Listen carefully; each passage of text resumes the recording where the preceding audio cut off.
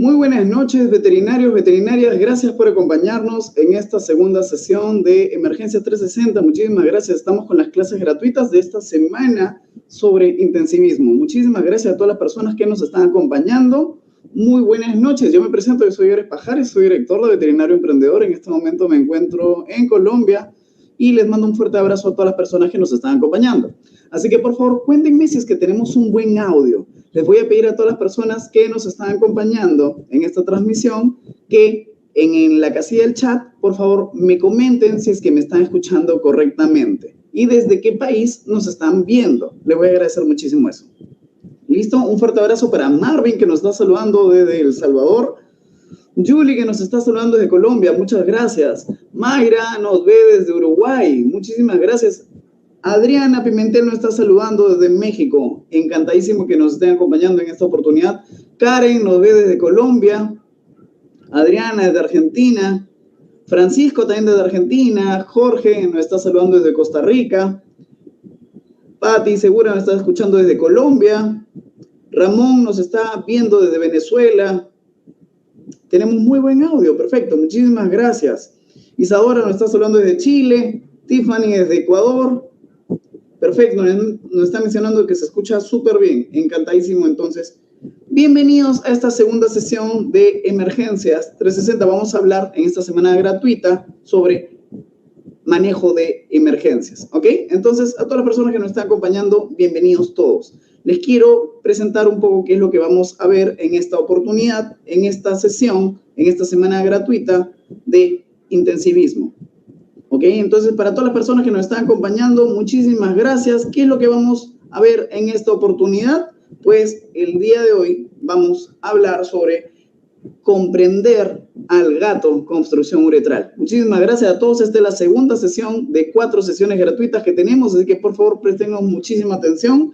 Como siempre les pedimos, tomen nota absolutamente todo. Y en esta clase nosotros vamos a conocer cuáles vienen a ser los pasos correctos para llegar a un diagnóstico certero. Vamos a descubrir cuáles son los protocolos correctos para abordar esta obstrucción uretral y vamos a identificar cómo poder ordenarnos para poder trabajar con muchísima más eficiencia con el personal que tengamos a disposición en nuestro centro veterinario.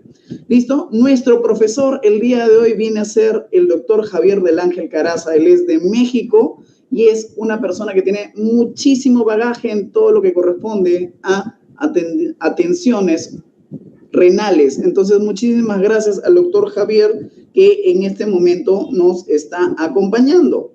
Entonces, Javier, te invito a que nos acompañes en esta videollamada. ¿Me escuchas bien, Javier? Hola, Yare, sí, perfectamente bien. Listo, buenísimo, te escuchamos de muy buena forma. ¿Cómo estás, Javier? Muy buenas noches. Cuéntanos qué es lo que vamos a ver en esta sesión contigo. ¿Cómo no? Bueno, pues primero que nada, muchísimas gracias, Yares, por esta invitación a participar en este foro de Veterinario Emprendedor. Es un verdadero placer estar con los colegas de América Latina. Por lo que entiendo, principalmente tu sede está en Perú, pero pues bueno, ahora estás ya en Colombia y bueno, pues este es el mundo global, ¿no? Pero bueno, es algo bien interesante. Y bueno, pues tuvimos la oportunidad de conocerlos hace poco, México, relativamente, en México, sí, y pues bueno, hubo ahí pues buena comunicación y pues por eso tengo la oportunidad de estar aquí en tu foro y muy agradecido nuevamente. Y bueno, pues cuando hablamos... Felices de poder estar contigo en esta oportunidad, tú que tienes tanto conocimiento sobre las atenciones en problemas renales. Muchas gracias, sí. Bueno, pues entonces, ¿qué es lo que vamos a ver hoy? Pues mira, decíamos que estamos en un mundo global y pues definitivamente los pacientes con obstrucción urinaria, gatos específicamente, pues es uno de los motivos de consulta más frecuentes que tenemos en la clínica. ¿De acuerdo? Y pues bueno, pues es un problema muy frecuente y en muchas ocasiones llega a ser frustrante para el colega, para el médico veterinario, el abordaje. Como tú lo sabes, yo soy un profesor universitario, yo trabajo en un hospital de enseñanza, en un lugar donde vemos casi 100 médicos que estamos ahí metidos atendiendo pacientes. Y pues bueno, la mayoría de ellos son estudiantes que ya son médicos veterinarios, ya graduados, y que van a hacer su residencia en medicina y cirugía de perros y gatos. Y entonces cuando llegan, y los que han tenido ya bagaje en clínicas, me dicen, es que la atención de un gato con enfermedad urinaria obstructiva es bastante complicado, o sea, y la verdad es que en la mayoría de las ocasiones se mueren. Y entonces en el hospital, pues ya tenemos algunos años trabajando con este tipo de problemas, y pues lo que hemos desarrollado simplemente es algo que se llama una metodología, un método, ¿sí? Y entonces me parece que cuando tú en la clínica tienes una metodología, pues entonces tú abordas de una forma sistemática los casos y entonces las cosas pues ya no son tan complicadas, ¿sí? Y si hay pacientes que definitivamente están muy complicados porque ya orgánicamente vienen muy, muy deteriorados, bueno, esos son los pacientes que en algún momento se complican y en algún momento fallecen. Pero en nuestra experiencia, por ejemplo, si yo recuerdo los últimos 5 años de atención de gatos con problemas urinarios y obstructivos, pues yo te podría decir que la mortalidad de estos pacientes es mínima. Tengo en mi cabeza ahora, en los 5 años, un par de gatos que fallecieron por esto, ¿sí? Entonces, pues bueno, quiere decir que, pues si hacemos las cosas sistemáticamente, correctamente, las probabilidades de que ese paciente, pues, viva, ¿no? Y entonces, bueno, son altísimas. Ok, bueno. Y a veces dicen, bueno, sí, pero es que tú estás en un hospital y tienen 20,000 equipos y mucha gente y todo eso. La verdad es que no. O sea, si ustedes conocieran nuestro hospital, bueno, sí tiene un laboratorio, sí tiene rayos X, sí tenemos ultrasonido, ¿sí? Y con eso es con lo que atendemos a los pacientes con un cuadro obstructivo, ¿sí?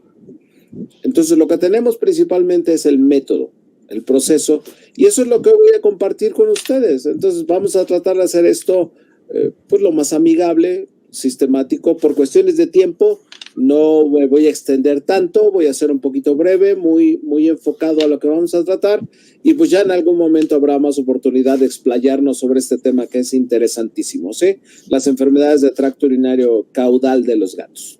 ¿Okay? Perfecto, perfecto. Muchísimas gracias, Javier. Justamente de eso se trata Emergencias 360, ¿no? Si nosotros queremos tener un poco más de disposición de enfocarnos en aprender más, en hacer cada vez mayor profundización de intensivismo, pues queremos invitar a todos los médicos veterinarios que desean acompañarnos a nuestra capacitación de Emergencia 360. Ustedes pueden inscribirse al finalizar esta charla, si lo creen adecuado. ¿Listo? Entonces les compartimos el enlace que lo tienen en la descripción de este video o en el chat que acabamos de compartir en este momento para que todos ustedes puedan ingresar en él. Si quieren conocer un poco más, ¿listo? Esta no es obligatorio, es un curso premium para todas las personas que quieran crecer de una manera mucho más rápida. Adicional a esto, les comentamos que esta capacitación cuenta con el aval internacional de Conservet y tiene una garantía de 30 días de satisfacción. Si por algún motivo no les gustó la clase y los ponentes, pues tienen 30 días desde inicio del curso para solicitar su reembolso. ¿Listo? Ahora sí, vamos empezando con la clase gratuita del día de hoy, comprendiendo al gato con obstrucción uretral. Entonces, yo te pediría, Javier, si es que fueras tan amable de poder compartirnos tus diapositivas para poder empezar. ¿Cómo no? ¿Listo? Y a todos los médicos veterinarios que nos están acompañando les hacemos la invitación. Si es que aún no nos siguen por redes sociales, por favor denle like a la página de Facebook o síganos en la campanita, déganle follow a la campanita de YouTube. Si por algún motivo tienen algún inconveniente con la nitidez que puedan tener de esta presentación de las diapositivas que vamos a ver a continuación, pues lo único que nosotros les pedimos, vayan a la tuerquita para poder cambiarle la calidad. Y al momento de hacer ese cambio, lo único que van a necesitar es colocarle la mayor calidad posible. Va a depender mucho también de cuál va a ser la velocidad de internet que tengan. Así que lo más que puedan acercarse a su router, a su modem, va a ser espectacular.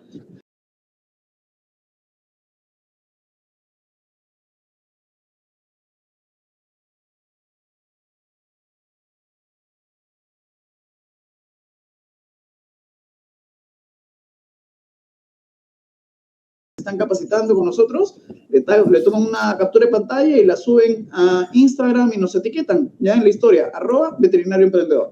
¿Listo? Bueno, pues ahí me ven mi presentación. Ahora le estamos viendo en pantalla, querido Javier. Listo, yo te dejo con los médicos veterinarios. Perfecto. Bueno, pues nuevamente buenas noches a todos. Es un verdadero placer estar aquí en Veterinario Emprendedor. Pues nuevamente un agradecimiento a Yares por esta y amable invitación para participar con todos ustedes. Bueno, entonces, este es el lugar donde yo pertenezco al cuerpo académico de esta institución. Es el Hospital Veterinario para Pequeñas Especies de la Facultad de Medicina Veterinaria y Zootecnia de la Universidad Autónoma del Estado de México. Estamos en la ciudad de Toluca, México, muy cerca de la Ciudad de México. Y pues bueno, este hospital pues para mí es mi segunda casa, es una maravilla este lugar. Aquí es donde yo desarrollo mi actividad profesional. Yo no puedo decir que yo trabajo, yo lo que hago es divertirme. Yo me divierto mucho cuando estoy aquí, disfruto mucho estar con los alumnos y disfruto mucho estar atendiendo pacientes, porque pues yo enseño a los alumnos atendiendo pacientes reales, ¿sí? Y pues también me gusta hacer algo de investigación de tipo clínico. Pues estoy convencido de que nosotros en América Latina necesitamos conocer con lo que trabajamos, conocer con lo que las problemáticas que tenemos y pues bueno, definitivamente la generación de conocimiento es sumamente importante y esto lo tenemos que desarrollar en instituciones como estas, ¿no? Me parece que una obligación de hospitales de esta envergadura pues es desarrollar investigación, conocimiento de los padecimientos que sufren los perros y los gatos en América Latina. Bueno, y actualmente este hospital tiene 30 años. Entonces ya llevamos pues bastantes años aquí metidos, desarrollando nuestras actividades, lo cual ha sido una increíble aventura, un verdadero placer, ¿sí? Yo estoy aquí desde que estaba en quinto semestre de la licenciatura. Entonces se podrán imaginar todo lo que he vivido en este lugar. Bueno, entonces vamos a hablar sobre la obstrucción uretral en el gato, ¿sí? Y pues bueno, este es el tracto urinario de un gato macho y es el tracto urinario de un gato hembra. Entonces, ustedes pueden observar, pues están los riñones, después están los ureteres y los ureteres desembocan en la parte dorsal del trígono vesical y posteriormente viene la uretra y la uretra en la hembra desemboca en lo que es el piso ventral de la vagina, ¿sí? Y en el gato macho, pues desemboca en el glande del pene. Entonces, esa uretra entra a lo que sería el cuerpo cavernoso y esponjoso o se recubre por el cuerpo cavernoso y esponjoso y desemboca en la punta del glande, en la punta del pene. Y pues bueno, esa sección de la uretra, donde está cubierto por el cuerpo cavernoso y esponjoso, pues es la parte que menos permite la distensión de la uretra.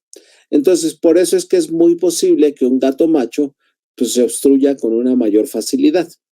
Aparte de que la uretra solamente tiene 1.2 milímetros de luz en promedio. En un gato de 3,5 kilos, la luz de la uretra es de 1.2 milímetros. Entonces, pues es muy estrecha. Ahora imagínense con un proceso doloroso, con algo que le esté generando dolor a ese gato, pues sobreviene un espasmo, ¿sí? O imagínense con un cálculo urinario ya atorado, pues lo mismo, ¿ok?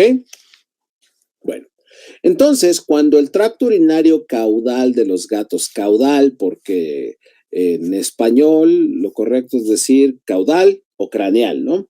Entonces cuando hablamos de vejiga y uretra, pues estamos hablando del tracto urinario y el tracto urinario caudal. No tienen tracto urinario bajo los gatos, ¿de acuerdo? Ni los perros, ni las vacas, ni los caballos, porque son cuadrúpedos. Entonces no existe el tracto urinario bajo, ¿de acuerdo? Tracto urinario caudal.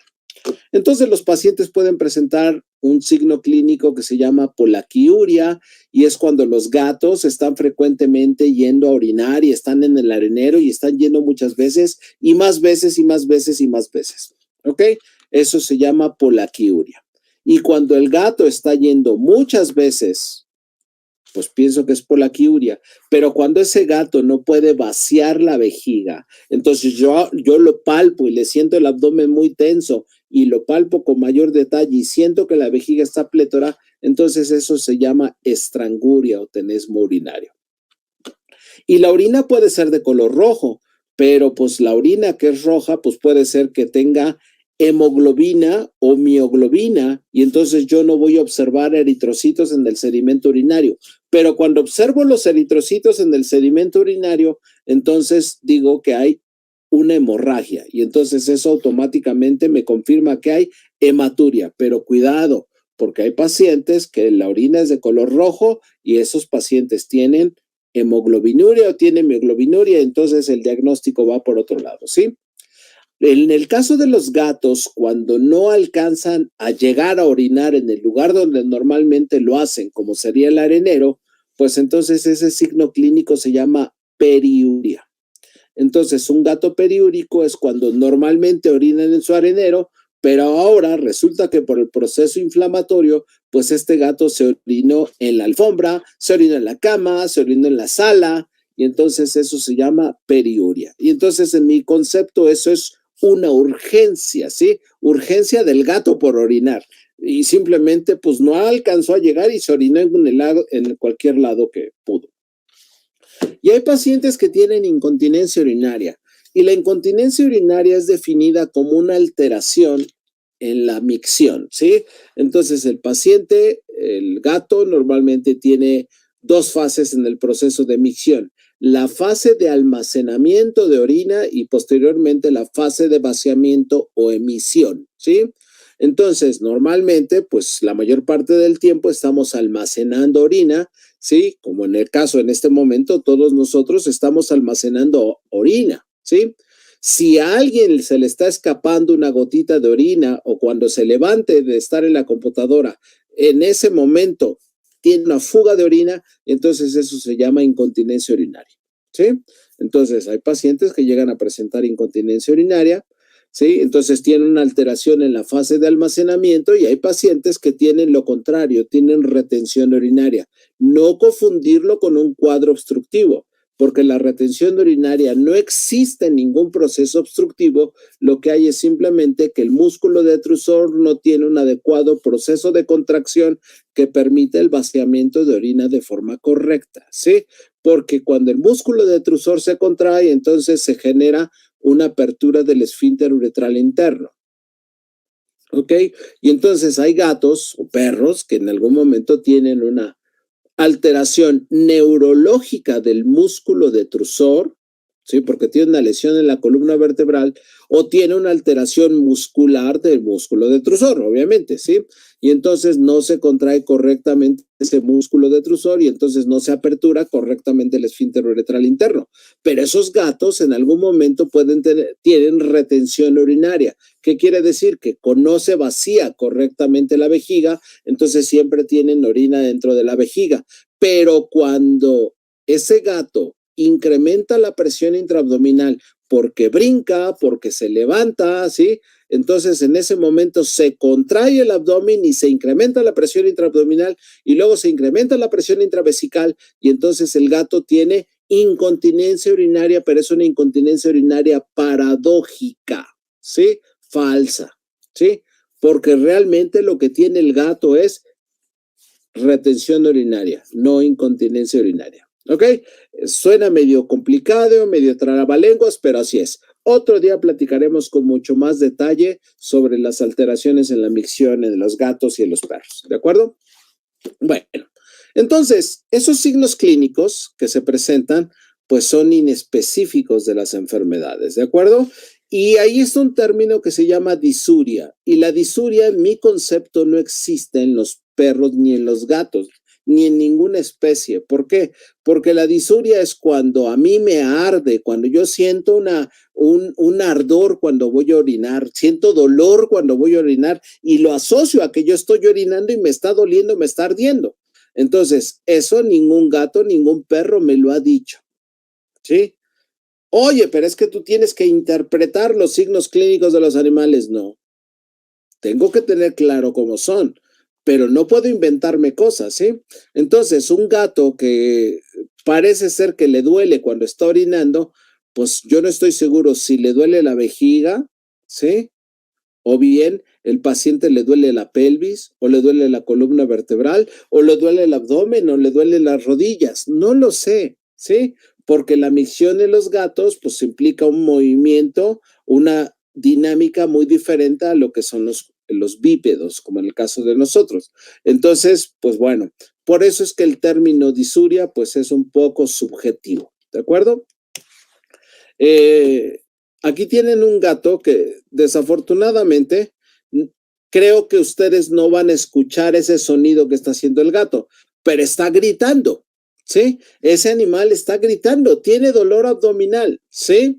Y entonces yo no puedo decir que este gato está disúrico, porque en ese momento el gato no está orinando, ¿sí?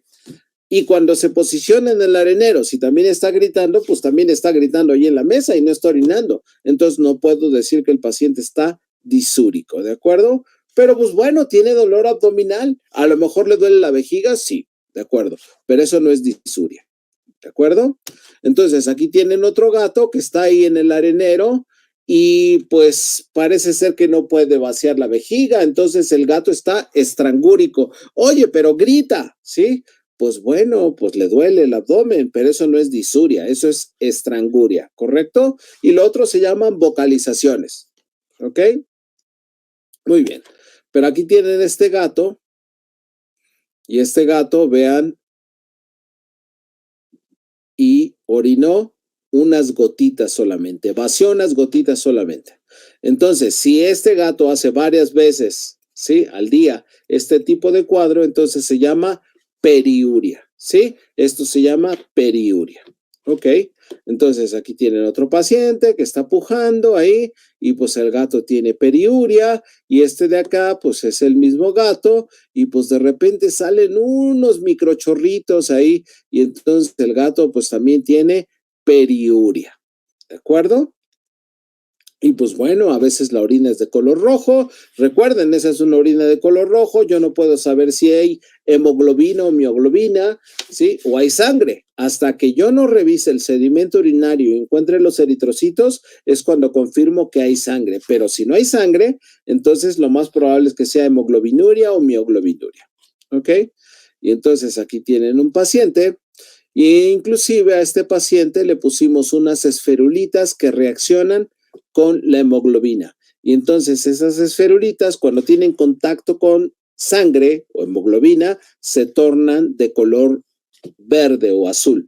Y entonces a nosotros nos sirve para ver si hay una microhematuria, ¿sí?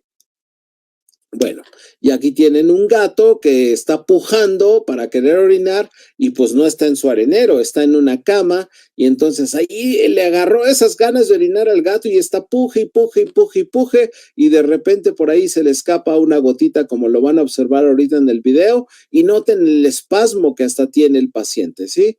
Y entonces ahora salieron las gotitas. Entonces este paciente tiene periuria, ¿sí? Y aquí tienen otro paciente que está orinando fuera de su arenero, pero pues bueno, algunos gatos cuando hacen esto en vertical, pues entonces es sugerente a que el gato está marcando, ¿sí? Es marcaje, ¿de acuerdo?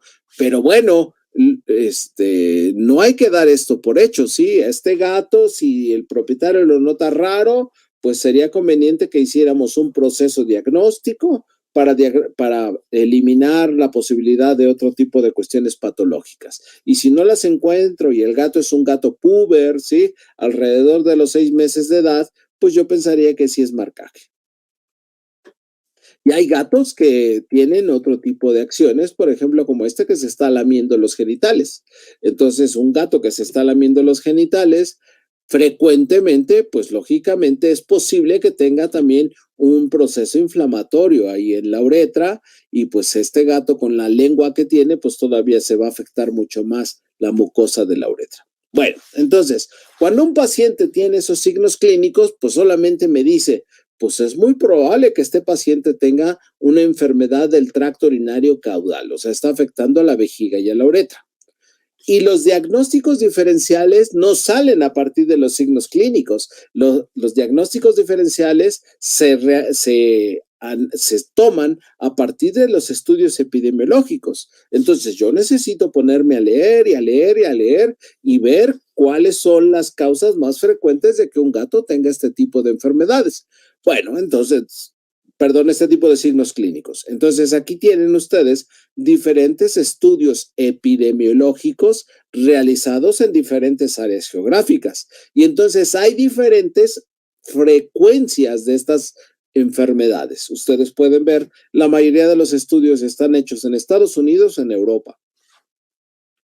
En América Latina hay muy poquitos. Entonces, nosotros tenemos por ahí un estudio en el 2018 y podemos observar que la enfermedad más frecuente en la barra azul, cuando los gatos presentaban este tipo de cuadros clínicos, era la cistitis idiopática, posteriormente la urolitiasis y después la infección bacteriana del tracto urinario, y había otras patologías con el 16% de frecuencia. Y entonces aquí hablamos de que, pues bueno, pueden ser enfermedades como tumores, como alteraciones neurológicas de la micción, ¿sí? Por mencionar algunas, ¿de acuerdo? Pero no son tan frecuentes de forma única, simplemente si yo las agrupo como otras, pues sí representan algo de frecuencia importante, ¿de acuerdo? Este hallazgo, pues coincidimos en con la mayoría de los estudios que la cistitis idiopática es la enfermedad más frecuente, ¿sí?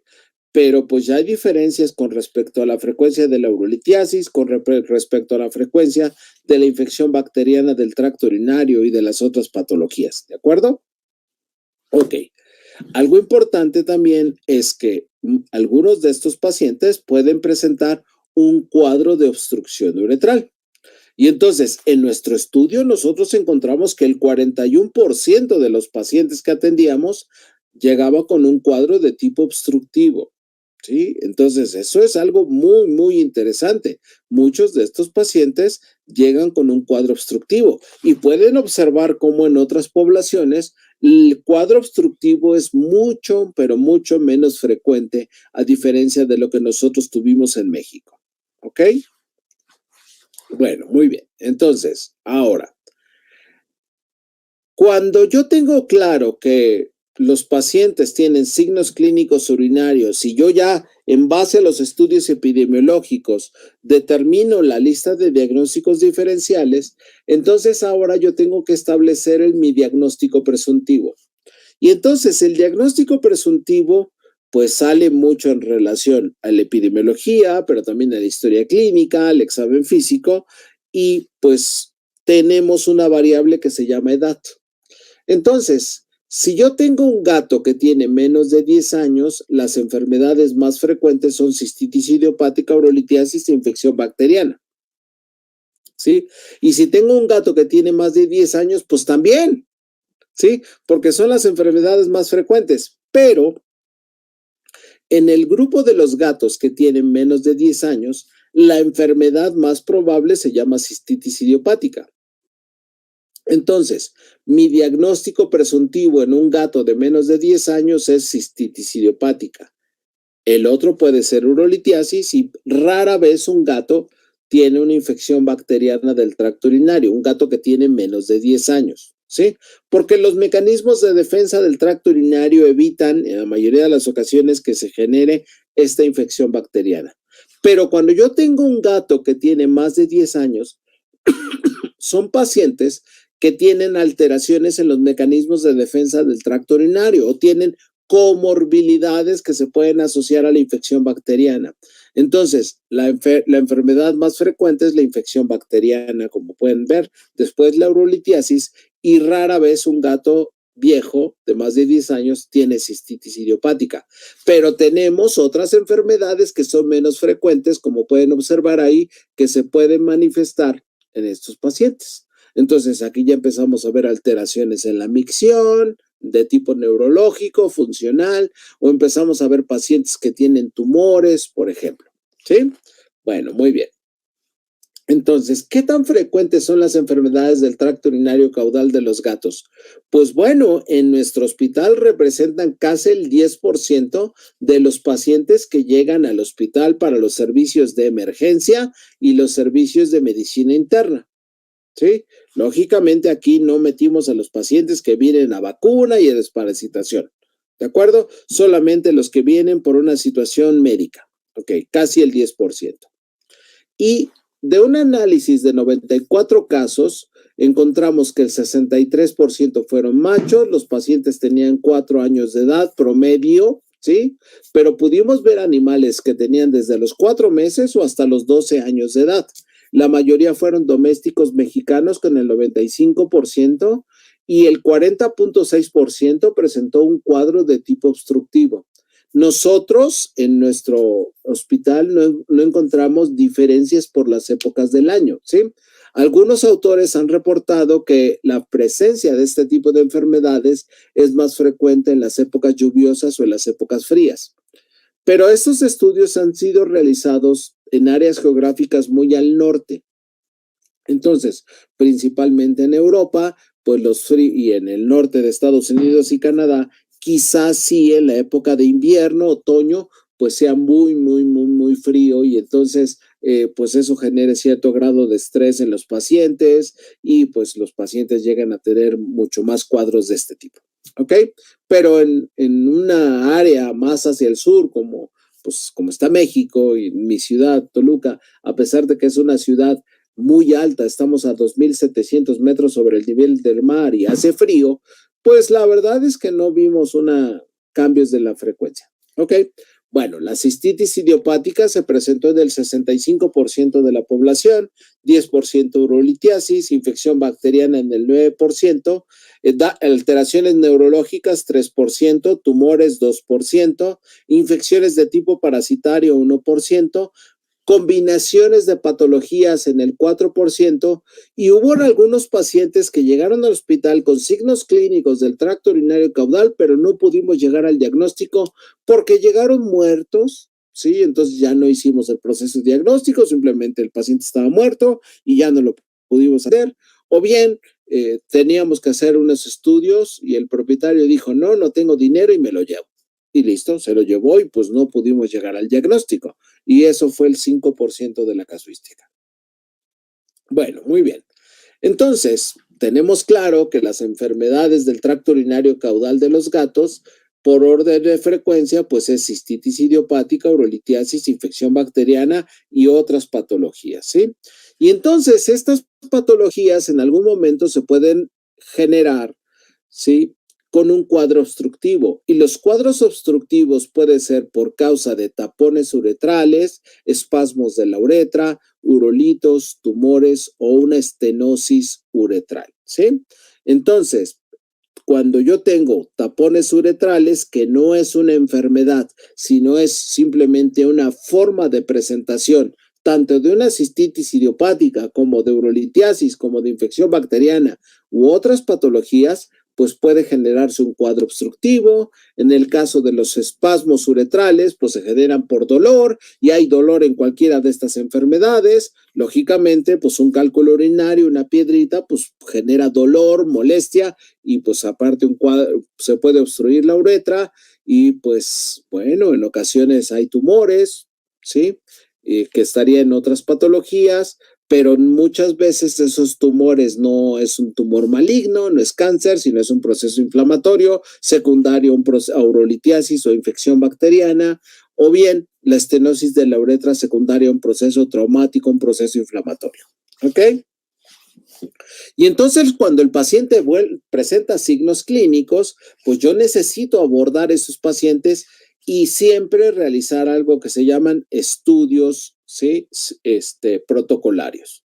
Entonces, nuestro protocolo en el hospital, cuando un paciente llega con signos clínicos del tracto urinario caudal, es rayos X, ultrasonido, urianálisis, medimos la densidad urinaria y si está por abajo de 1.035, entonces solicitamos un cultivo urinario. Sí o sí hacemos esos estudios siempre.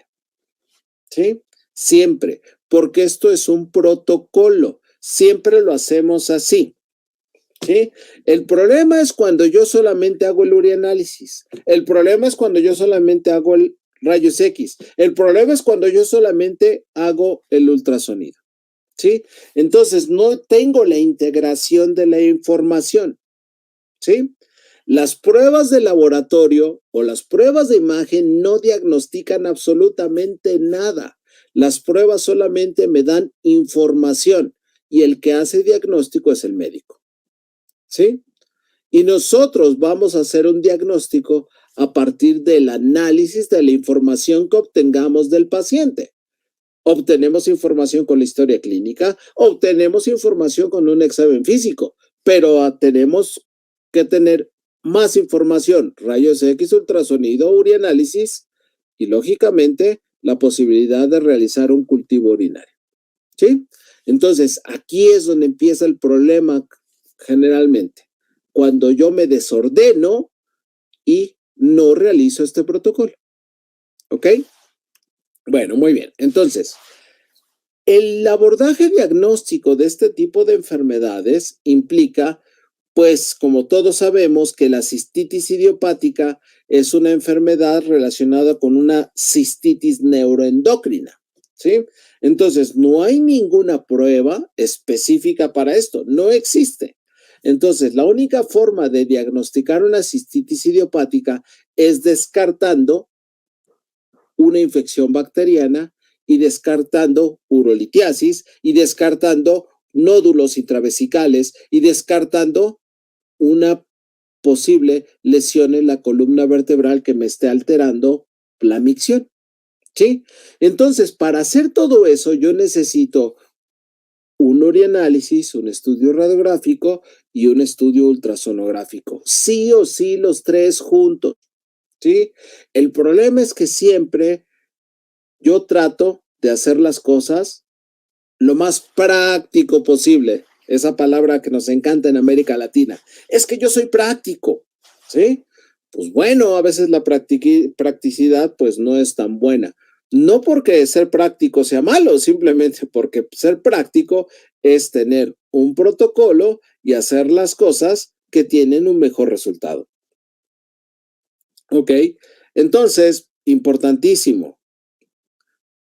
El diagnóstico de un paciente con cistitis idiopática implica el descarte de urolitiasis, implica el descarte de una infección bacteriana, implica el descarte de una lesión neurológica y implica el descarte de un posible nódulo dentro del tracto urinario. ¿Sí? Entonces, otro día platicaremos con más detalle de todo este proceso sistemático.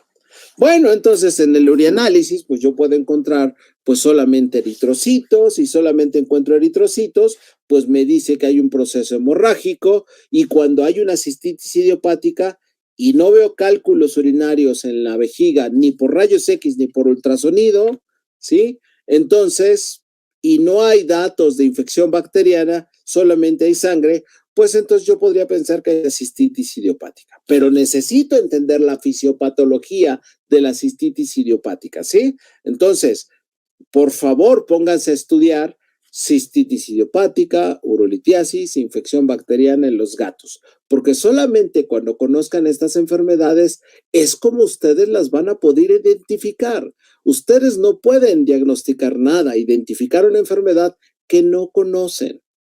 ¿Sí? Es así de simple.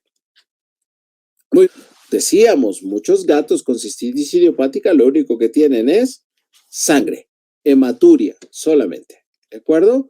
Pero siempre sospecho de que puede haber una infección bacteriana cuando tengo una densidad urinaria menor a 1.035 y sospecho más cuando ese gato ya la llevaron a otra clínica con un colega y hay la posibilidad de que le hayan puesto una sonda uretral y cuando les ponen sonda uretral a los gatos, pues entonces automáticamente pues ya hay la posibilidad de que ese extracto urinario pues ya no es estéril, ¿sí? Ya le hayan introducido bacterias, porque en la uretra distal de los gatos pues hay bacterias. Entonces, de rutina, nosotros mandamos esta orina a cultivar, pero lógicamente no fácil llegan tan rápido los cultivos, al menos tardan 72 horas. Entonces es importante realizar una citología y una tinción de Gram para evidenciar si existe un proceso de tipo infeccioso bacteriano.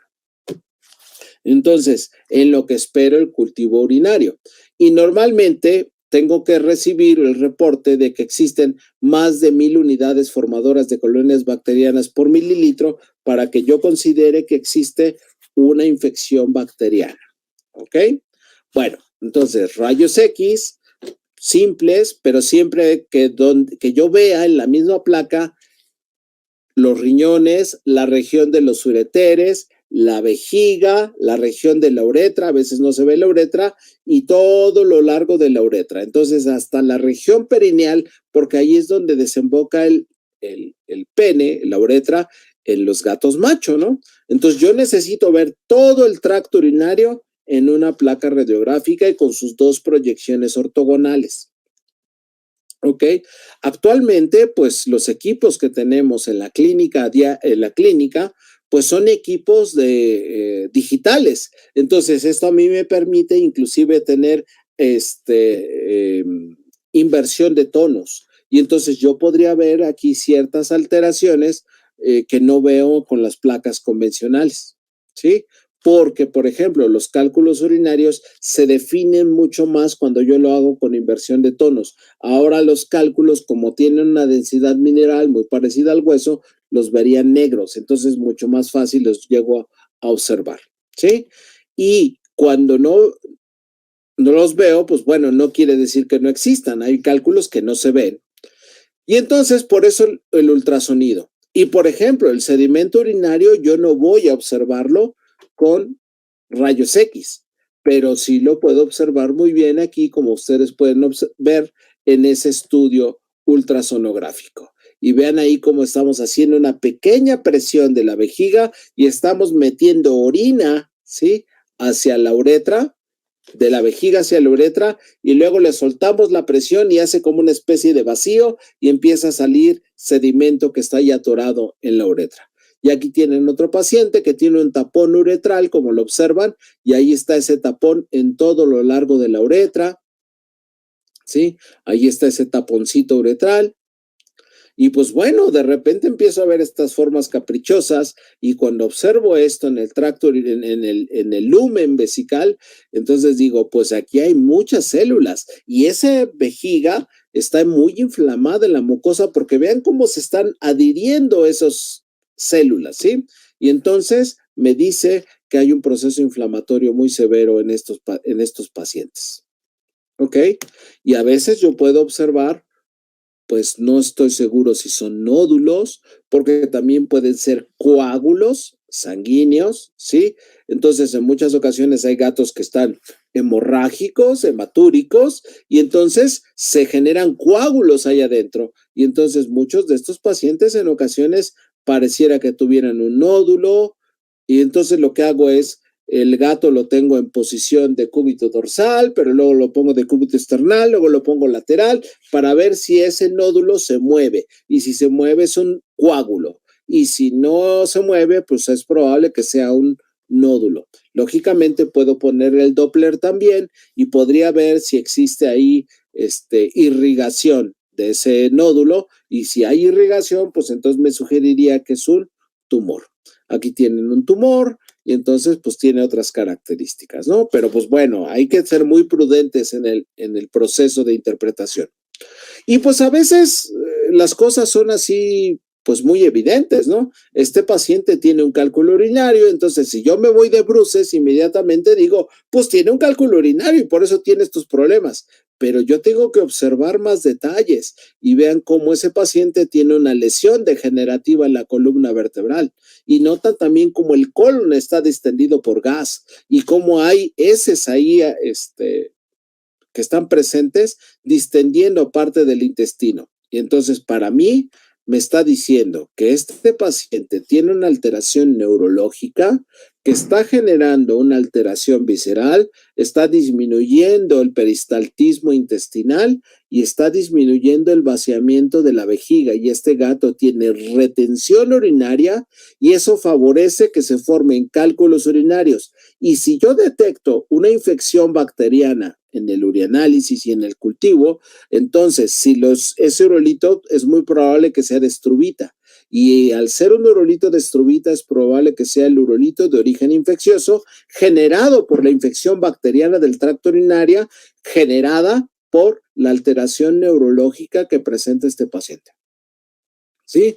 Entonces, esta placa radiográfica es un poema, ¿sí? Me permite a mí generar esa información que yo necesito para entender el problema del paciente, ¿sí?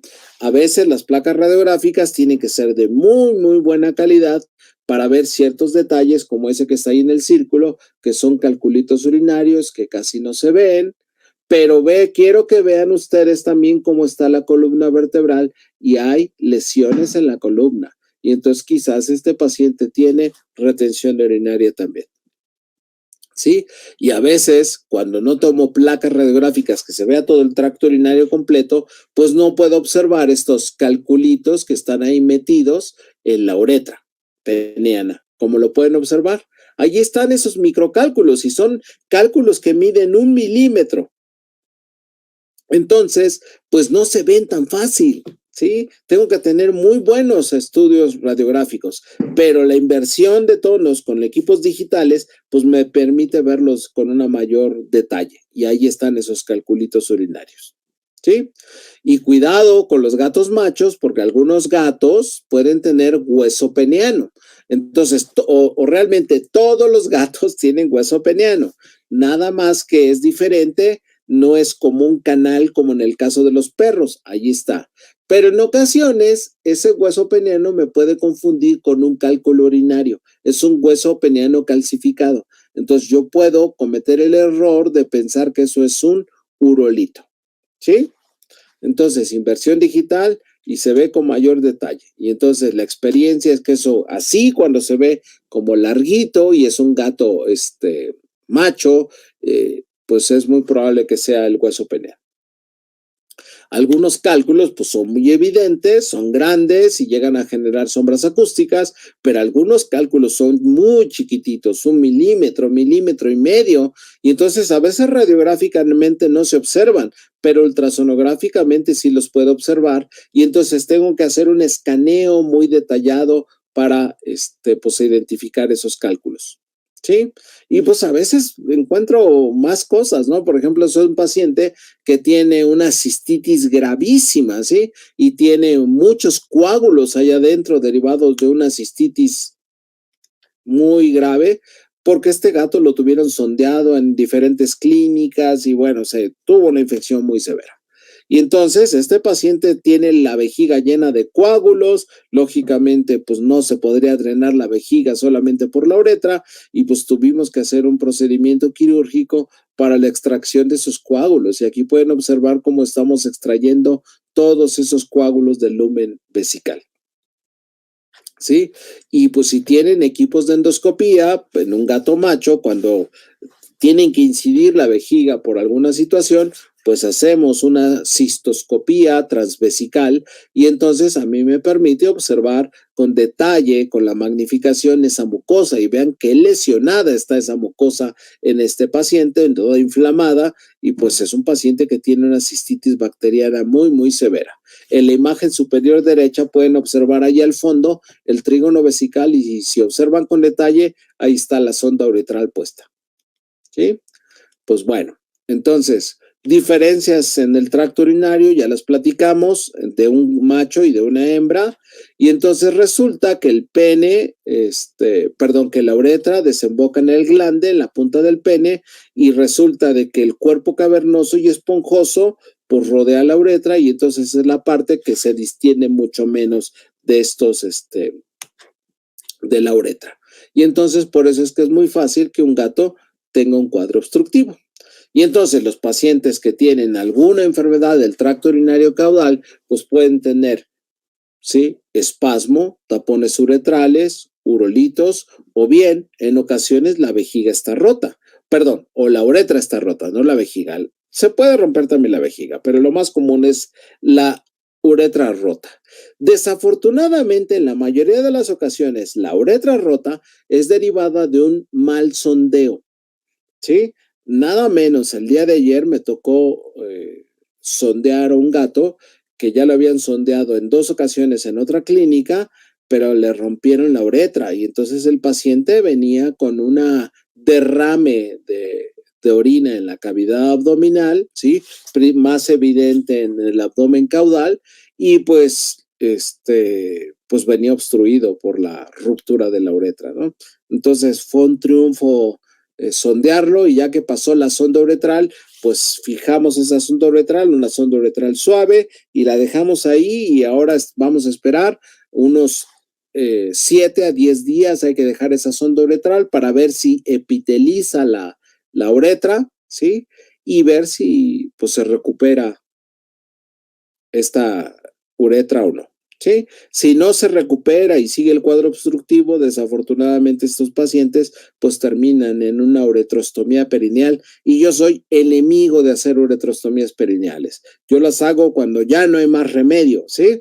Pero no como una primera opción para el manejo de un paciente nunca. Ok, bueno, entonces los pacientes tienen espasmos de la uretra debido a la inflamación, dolor, entonces les duele mucho y entonces la uretra se cierra y se aprieta, ¿sí? Entonces ese gato tiene mucho dolor, entonces, pues bueno, tiene inflamación, tiene dolor y entonces viene un espasmo de la uretra. ¿Sí? Entonces viene un espasmo tanto en la uretra como en la vejiga y entonces ese músculo detrusor trata de contraerse y la vejiga también se contrae y entonces es un gato que no puede orinar y está obstruido, pero tiene un espasmo, no tiene un cálculo urinario, no tiene tapones uretrales en muchas ocasiones, simplemente es dolor, ¿sí? En algunas ocasiones ese dolor puede ser tan grave que genera un cuadro muy, muy severo de obstrucción uretral y en algunas ocasiones esto se relaciona con tapones uretrales.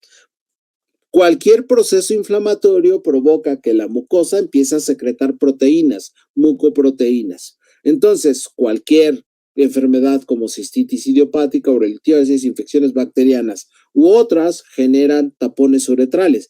Por eso es que los tapones uretrales no son considerados una enfermedad, sino una variante de alguna de las otras enfermedades. ¿Sí? Bueno, entonces esas mucoproteínas se le empiezan a adherir detritos celulares, cristales, otras proteínas, ¿sí? Y entonces, pues resulta que el tapón, aparte, como tiene un componente acuoso, se va deshidratando ese tapón y entonces se vuelve más denso también porque se le van acumulando células y cristales y llega un momento en que se obstruye ese paciente. Y entonces, pero los gatos son carnívoros y entonces dentro de su proceso metabólico pues sobresaturan la orina con fosfato, con amonio y con magnesio y es factible que formen cristales de estruvita. Pero en un gato normal esos cristales de estruvita se orinan y salen y listo, se acabó, ¿sí? Pero en un gato que tiene un proceso inflamatorio y que tiene tapones uretrales, entonces en algún momento ese moco pues empieza a recibir todos los cristales y por eso es común que veamos en los tapones mucosos que veamos cristales de estruvita. No porque los cristales induzcan la formación de tapones, sino porque los tapones simplemente están ahí por un proceso inflamatorio, ¿de acuerdo? Y el gato de forma normal forma cristales de estruvita, porque es un carnívoro, ¿de acuerdo? Entonces, es factible que yo vea esos cristales de estruvita en estos tapones, y pues bueno, un tapón pues también puede llegar a obstruir la uretra. Entre más denso es el tapón, mucho más fácil obstruye la uretra. Pero no se les olvide que ese gato también tiene dolor y tiene inflamación y tiene un espasmo de la uretra. Entonces, tapón más inflamación o espasmo y entonces mucho más el cuadro obstructivo. ¿Ok? Muy bien, en ocasiones los gatos que tienen tapones uretrales, el tapón uretral tiene un componente mineral, ya lo platicamos, puede tener cristales de estruvita. Entonces, a veces los taponcitos se ven. Como pueden observar en esta placa radiográfica, ahí se ve el taponcito uretral, ¿sí? Diferente a cuando tienen cálculos, que los cálculos son mucho más evidentes, como pueden observar aquí con este paciente. ¿Sí? Entonces, los pacientes que tienen cálculos urinarios, pues tienen piedras ahí metidas y pues las piedras, pues no son redonditas lisitas, ¿sí? En muchas ocasiones tienen esos bordes cortantes, como pueden observar estas cálculos urinarios ahí. Y entonces, imagínense tener una cosa de esas atorada en la uretra, ¿sí? O pasándote por la uretra y entonces seguro que tienes una contracción gravísima de la uretra, tienes un espasmo porque te está generando mucho dolor eso, ¿de acuerdo? Y entonces todavía aprietas mucho más el cálculo y lógicamente se inflama mucho más. Y entonces los cálculos urinarios generalmente en los gatos machos los van a encontrar con un cuadro obstructivo caudal al hueso perdón, al hueso peniano, caudal al pene, ¿de acuerdo? Y entonces, pues bueno, los cálculos pueden ser únicos o pueden ser múltiples, ¿sí? Y entonces, pues dependiendo de eso se va a generar el cuadro obstructivo. Entonces, ahora sí ya entiendo por qué puede estar obstruido un paciente. Y entonces, antes de que yo quiera hacer una desobstrucción, pues necesito entender por qué está obstruido el paciente. Está obstruido porque tiene cistitis idiopática, está obstruido porque tiene urolitiasis o está obstruido porque posiblemente tiene una infección bacteriana, ¿sí? Son completamente diferentes todos estos pacientes. Entonces, evaluación clínica del paciente, causas de la obstrucción, ¿cuál es? ¿Sí? Cistitis idiopática, urolitiasis, infección bacteriana, otras posibles patologías. ¿El paciente requiere terapia de líquidos o no requiere terapia de líquidos? Una cosa es poner una vía para la administración de líquidos o de fármacos y otra cosa es darle una terapia de líquidos. Muchos pacientes no requieren terapia de líquidos, ¿sí? Es más, en muchas ocasiones yo voy a grabar el cuadro clínico en un paciente. Imagínense un gato que está obstruido y yo agarro y le pongo una terapia de líquidos y le doy muchos líquidos. Y entonces el riñón quizás pues tiene un incremento de la presión hidrostática y empieza a agravarse esa distensión de la pelvis del riñón, ¿sí? Y entonces empiezo yo a generar un mayor daño que beneficio. Entonces yo necesito tener claro cuándo manejar una terapia de líquidos y cuándo no con el paciente. Si el paciente viene chocado, viene hipotenso, ¿sí? Ya chequé la presión, no le siento el pulso, está pálido, está bradicárdico, el paciente, pues lo primero que hago, está plétora a la vejiga, una cistocentesis, ¿sí? Le hago la cistocentesis y después empiezo con la terapia de líquidos. Sedación y o anestesia. Pues no lo sé, el paciente viene chocado, pues ¿para qué lo anestesio? ¿Para qué lo sedo? Ya viene chocado, ¿sí? Entonces, pues trato de sondearlo así. El paciente, pues viene responsivo, pues entonces, pues hablo con la gente de anestesiología. Yo personalmente no anestesio a los pacientes. Yo trabajo en un hospital donde existen funciones multidisciplinarias de cada una de las secciones. Entonces, cada uno de los médicos tiene una función. Entonces, la gente de anestesia, pues oye, tengo un paciente que tiene estas características y entonces baja anestesia y ellos lo anestesian, lo sedan y nosotros ya generamos el proceso de desobstrucción como tal. ¿Sí? A mí me gusta siempre realizar una cistocentesis terapéutica, porque cuando hago una cistocentesis terapéutica, disminuyo la presión intravesical, como les voy a platicar ahora. Bueno, entonces, sedación o anestesia, pues hay muchos protocolos. Dexmedetomidina, buprenorfina, cepromacina, butorfanol, diazepam, cepromacina, propofol solamente, anestesia inhalada, brocosa sacrococcigio, bloqueadores neuromusculares, bloqueadores neuromusculares intrauretrales o bien sistémicos.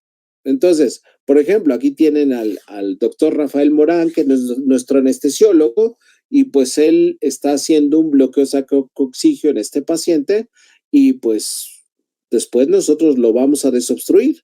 Entonces el doctor evalúa y dice, pues este paciente lo mejor es este manejo. Perfecto, ¿sí? Y pues bueno, entonces, nuevamente, ¿con qué me estoy enfrentando? El paciente tiene urolitiasis, el paciente tiene un espasmo uretral, el paciente tiene tapones uretrales, urolitos, no lo sé, ¿de acuerdo? Siempre denle una checadita a los riñones también, Vean cómo en este gato se observa una dilatación de los riñones, y eso es debido al incremento de la presión hidrostática, debido al cuadro obstructivo, y lógicamente en cuanto yo realice la desobstrucción, esto mejorará en breves tiempos, ¿sí? En el caso de horas, esto disminuye rápidamente y pues no tenemos mayor problema. Pero si yo hago una muy buena evaluación del paciente antes de empezar a jugar con los líquidos, esto se va a agravar gravemente y entonces estos pacientes van a tener un cuadro mucho más severo de lesión renal aguda. Evaluación clínica del paciente. Primero, somos médicos y tenemos que comprender toda la información que nos está dando esa evaluación clínica. Entonces, los pacientes que están chocados, pues pueden tener hipercaliemia. Entonces, muchos pacientes están bradicárdicos y muchos pacientes están hipotérmicos. Si el paciente está muy deprimido, ya no es responsivo, ¿sí? Y está hipotérmico, probablemente está bradiarrítmico, bradiarrítmico. Entonces, pues eso quiere decir que el paciente puede tener muchas probabilidades de tener hipercaliemia, ¿sí? Entonces, si yo tengo un electrocardiógrafo, pues lo conecto al electrocardiógrafo o un monitor ECG y entonces empiezo a hacer el trazo electrocardiográfico en una derivada 2 y encuentro que el paciente pues tiene esos cambios en la conducción eléctrica. Vean cómo conforme más grave es el nivel de potasio, más alto es el nivel de potasio, entonces empieza a haber ese alargamiento del complejo QRS, sí, se pierde la onda P y la R se aplana y la onda T empieza a hacerse puntiaguda, ¿de acuerdo? Entonces, normalmente los pacientes que son, que tienen bradicardia, entonces la bradiarritmia se presenta cuando tiene más de 7 milimoles por litro de potasio. Entonces, paciente chocado, ¿sí? Paciente hipotérmico, bradicárdico, pues tiene muchas posibilidades de que tenga el potasio muy elevado. Si tienen ustedes el equipo de electrolitos y le miden el potasio, pues perfecto, muy bien. Ok, bueno, entonces, lo que yo hago inicialmente, perdón, aquí está, y ahorita me regreso, le hago una cistocentesis. A mí me gusta generar una descompresión de la vejiga, disminuir la presión intravesical. Entonces, disminuyo la presión intravesical con una cistocentesis. Pocas veces lo hago así solamente con una jeringa directa conectada a la aguja, porque en muchas ocasiones la jeringa se llena y entonces todavía hay mucha orina dentro de la vejiga y para, pues, sacar más orina necesito dar otro piquete. Entonces eso ya no se los recomiendo. Entonces lo ideal es mejor trabajar con una extensión de venoclisis unida a la aguja, ¿de acuerdo? Pero en muchas ocasiones, cuando el paciente se seda, ¿sí? Automáticamente se relaja y comprimen un poquito la vejiga y vean cómo está orinando este paciente. Entonces, ¿qué quiere decir? Pues que este paciente tenía mucho dolor, tenía un espasmo de la uretra y entonces el cuadro obstructivo se resolvió simplemente con la relajación del paciente. Entonces, ¿ya para qué le hago el proceso de sondeo uretral? Ya no tiene caso porque el paciente ya se relajó. Entonces, aquí viene ahora la cistocentesis terapéutica en un paciente que no relajó la uretra y entonces les decía que de esta forma ustedes pueden vaciar con mayor control la vejiga. Y entonces aquí a este paciente yo le estoy drenando la orina, ¿sí? Y si se llena la jeringa, pues simplemente cambio la jeringa con la extensión de venoclisis ahí sin cambiar la aguja. Y entonces a mí me va a permitir tener un control mucho más preciso. Y vean este gato como todavía está ligeramente responsivo. Decidimos hacerlo sin anestesia, sedación a este paciente porque venía muy sospechoso de tener hipercaliemia, ¿sí? Y entonces en lo que esperábamos los resultados, hicimos esto y sí, efectivamente este paciente estaba hipercaliémico, ¿ok? Entonces, la cistocentesis, la verdad es que es un procedimiento muy, muy sencillo, bien simple, como lo pueden observar ahí. La vejiga está plétora, está llena de orina y entonces la verdad es que no vas a encontrar nada dentro. Entonces, si haces una buena punción, pues no hay ningún riesgo absolutamente de nada. Yo les sugiero esas agujas azules, agujas 23, con la extensión de venoclisis como la ven ahí, ¿sí? Y esta es la mejor forma para hacer una cistocentesis terapéutica y pues vaciamos esa vejiga en la mayoría de las ocasiones, ¿sí? Bueno, algo importante es solamente un piquete y cuando yo realizo una cistocentesis tiene que quedar claro que el paciente está obstruido y que yo necesito desobstruir la uretra. Porque si yo le hice la cistocentesis y no lo desobstruí, pues ese hoyito probablemente no reparó y entonces ese hoyito se va a abrir y entonces va a haber fuga de orina. Y entonces, cuando el paciente le hizo una cistocentesis y no está desobstruida la uretra, entonces no drena la orina, se acumula y entonces se abre el hoyito y se derrama la orina en la cavidad abdominal. Y entonces ahí tenemos problemas, ¿sí? Lógicamente, eso sucede en animales que están muy, muy, muy graves, que tienen una cistitis gravísima, como estos que observan ahí, ¿sí? En algunos años, nosotros en el hospital teníamos estos casos con una necrosis de la vejiga derivado del proceso isquémico que se genera cuando existe un adelgazamiento de la pared por debido a la distensión severa de la vejiga. ¿Ok? Bueno, entonces, algo importante es lo siguiente. Necesito, cuando voy a poner una sonda uretral, pues necesito un instrumental. Bueno, necesito guantes, necesito jeringas de diferentes tamaños, normalmente jeringas de 3, 5 y 12 centímetros o mililitros. Lógicamente, sondas uretrales blandas, catéteres uretrales blandos. Ahorita hablaremos un poquito de catéteres blandos y pues yo utilizo unas agujas que se llaman agujas Minnesota, ¿sí?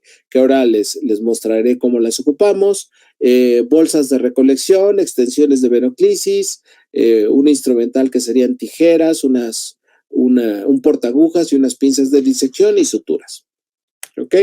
Bueno, entonces ya hicimos la cistocentesis, evaluamos el pene y pues ahí a veces se observa ese distensión del glande y ese tapón uretral que está allí obstruyendo la uretra. A veces simplemente masajeamos ligeramente ese glande y empieza a salir el tapón. Ahí observan cómo le quitamos la parte que está seca ahí e inmediatamente empieza a salir ese taponcito. Entonces, en muchas ocasiones sale hemorrágico, como lo pueden observar ahí, ¿sí?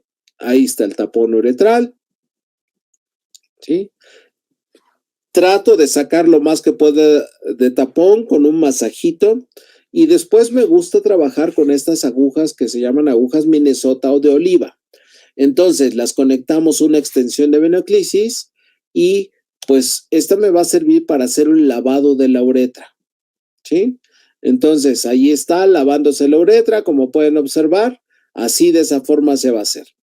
Bueno, entonces es el mismo gato que tenía el taponcito uretral, entonces ya no salió más fragmento de tapón, introduzco esta, no empujo esta aguja, no la empujo, solamente la giro y va entrando solita despacito y lo más que se pueda. Y entonces ahora le doy presión de líquido, ¿sí? Con la jeringa. Yo les recomiendo siempre jeringas de 3 o 5 mililitros porque hacen mayor presión.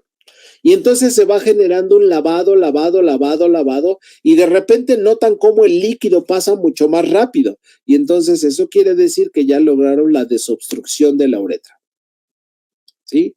Entonces allí está, este es otro paciente. Vean cómo giro esa aguja y va entrando solita. No empujen la aguja, ¿sí? No la empujen porque eso puede ser traumático. Y lavo, y de repente sienten cómo pasa. Ok. Bueno, ya que pasó el líquido perfectamente bien, entonces ahora le voy a poner una sonda uretral o catéter uretral. Y entonces en el mercado tenemos diferentes catéteres uretrales. A mí me gustan los que son flexibles, suaves. Entonces, tenemos catéteres de teflón o de poliuretano, perdón, tetrafluoroetileno o teflón, ¿sí? Que serían los negros de arriba, con apertura frontal, prefiero. Y tenemos los de poliuretano con varios, ¿sí? Entonces también son muy suavecitos y tenemos unos de polietileno grado médico que también son muy suavecitos, muy cómodos, pero a mí me gusta más trabajar con los de teflón o los de poliuretano con bario. Los que ya no uso desde hace muchos años son estos catéteres de polipropileno semiflexibles, los famosos Tomcat, ¿sí? ¿Por qué? Porque son bastante traumáticos. Entonces, yo no recomiendo el uso de estos catéteres y mucho menos realizar el proceso de desobstrucción con ellos. Tengo que entender que estas catéteres o sondas uretrales son para dejarlas puestas después de un cuadro obstructivo. Yo lavé la uretra con la aguja, como pudieron observar, ¿sí? Y con eso desobstruí la uretra. Y entonces ahora voy a poner este catéter suave para que esa uretra descanse, se desinflame y entonces el paciente mejore. Entonces aquí pueden observar, estos tienen tanto apertura frontal como apertura lateral. Y pues lo pueden dejar diferentes días, ¿sí? Normalmente nosotros no los dejamos más de 72 horas, pero en el caso de los gatos con uretras rotas, los hemos dejado hasta 10 días sin mayor problema. ¿De acuerdo? Bueno, algo importantísimo es lo siguiente, ¿sí? Hay que hacer el gato está anestesiado, ya lavé la uretra y hay que hacer una tracción, ¿sí?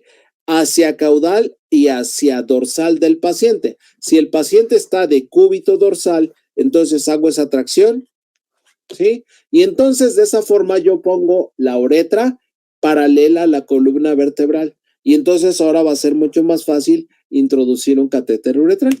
Entonces vean cómo hago la tracción y cuando la uretra ya está desobstruida, pues es muy fácil introducir un catéter urinario, ¿sí? Entonces aquí tienen otro paciente y entonces hago la tracción, ¿sí? Hacia caudal y hacia dorsal del paciente y entonces ahí se introduce el catéter fácilmente. Son catéteres suaves, son extremadamente suaves y entonces no generan incomodidad al paciente y son cómodos para ellos. Aquí tienen nuevamente el procedimiento y pues ahí está la tracción hacia dorsal, hacia caudal. La aguja se gira, no se empuja, se gira y solita se va metiendo y voy dando presión de líquido y se va lavando la uretra y cuando pasa el líquido ya fácilmente, esa uretra ya está desobstruida y entonces después voy a introducir un catéter uretral. Inclusive yo puedo observar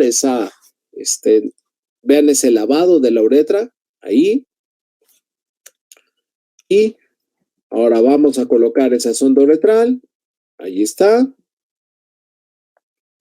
Tienen estilete, pero el estilete no es nada traumático. Y aquí pueden ver cómo ingresa ese catéter uretral a la vejiga. ¿Sí? Entonces, posteriormente, pues revisamos todo y pues aquí pueden observar ustedes un catéter de los de teflón. Vean cómo tiene esas canales y eso permite una adherencia a la mucosa, pero también que corre el catéter con mucho más detalle. Y entonces la verdad es que son muy cómodos para los pacientes, fáciles de introducir y aparte con la temperatura del paciente todavía se hacen mucho más suaves y entonces son muy cómodos, vuelvo a mencionarles. Posteriormente se fija el plato de fijación, ¿sí? Entonces con unos puntos de sutura y pues con un circuito cerrado, con una bolsa de recolección y ahí está el paciente durante unas horas, máximo 72 horas y pues ya está. Entonces ya está desobstruido el paciente y yo ya entiendo por qué está obstruido, tiene cistitis idiopática, urolitiasis, infección bacteriana u otra patología y entonces lógicamente pues hay que tratar esas patologías, ¿no? Porque una cosa es el cuadro obstructivo y otra cosa es la enfermedad como tal. Ok, en las hembras, pues las hembras rara vez tenemos que desobstruirlas, rara vez, pero pues a veces se llega a presentar y en las hembras lo que hacemos es simplemente agarramos el vértice de la vagina y las gatitas tienen que estar anestesiadas con las patitas colgando, ¿sí? Y utilizamos la colita de timón y entonces la alineamos con la columna vertebral, está como en esfinge la gatita, tomamos la vagina, la jalamos un poquitito y en el vértice de la vagina, ahí introducimos el catéter y nos vamos por todo el piso, ¿sí?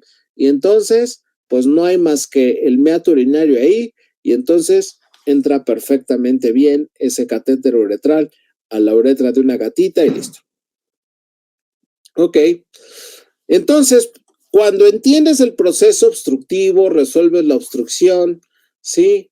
Y después corriges la causa, o sea, controles la enfermedad que está generando este cuadro, y entiendes por qué el paciente tiene esta enfermedad y controlas todo lo que tienes que hacer, pues la verdad es que las posibilidades de que los pacientes se reobstruyan pues son muy poquitas. Nosotros hemos dado seguimiento a varios pacientes de 6 a 24 meses y la reobstrucción se ha presentado en el 9.52% de los casos, o sea, en el 10% de los casos solamente, ¿sí? O sea, muy poquitos.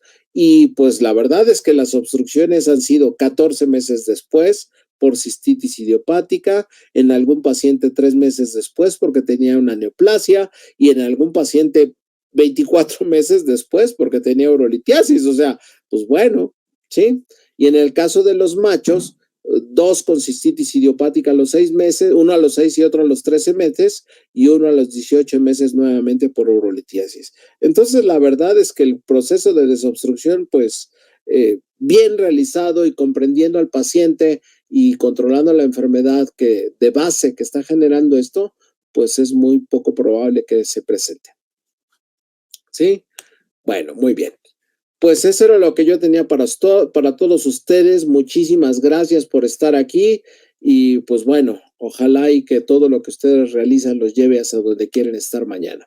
Aquí hay información para ustedes en la revista Remevet, pueden encontrar esta información y pues pueden descargarlo si están suscritos, si no se suscribe muy fácilmente, y está este artículo sobre el abordaje diagnóstico del gato con enfermedad del tracto urinario, cómo realizar una cistocentesis en perros y gatos. A mucha gente le da mucho miedo hacer cistocentesis. La verdad es que es algo muy sencillo y no genera ni complicaciones realmente.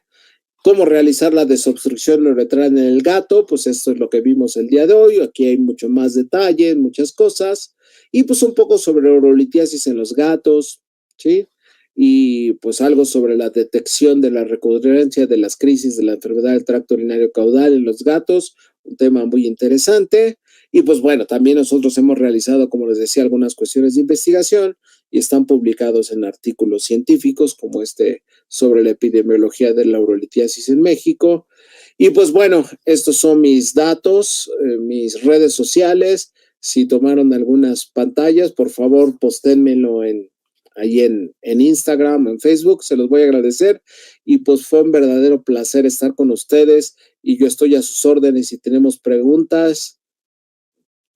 Sí, y pues bueno, también me encuentran aquí en este sitio, que es un sitio para consultoría sobre enfermedades urinarias en los perros y los gatos. Muchísimas gracias, Javier, por tu disposición, por la ponencia que nos has dado. Muchísimas gracias también al equipo de Veterinario Emprendedor por hacer posible toda esta charla. En realidad, detrás de Javier y detrás mío hay muchas personas que hacen posible toda esta comunicación, la exposición en las plataformas y que estas capacitaciones sean gratuitas para todos ustedes.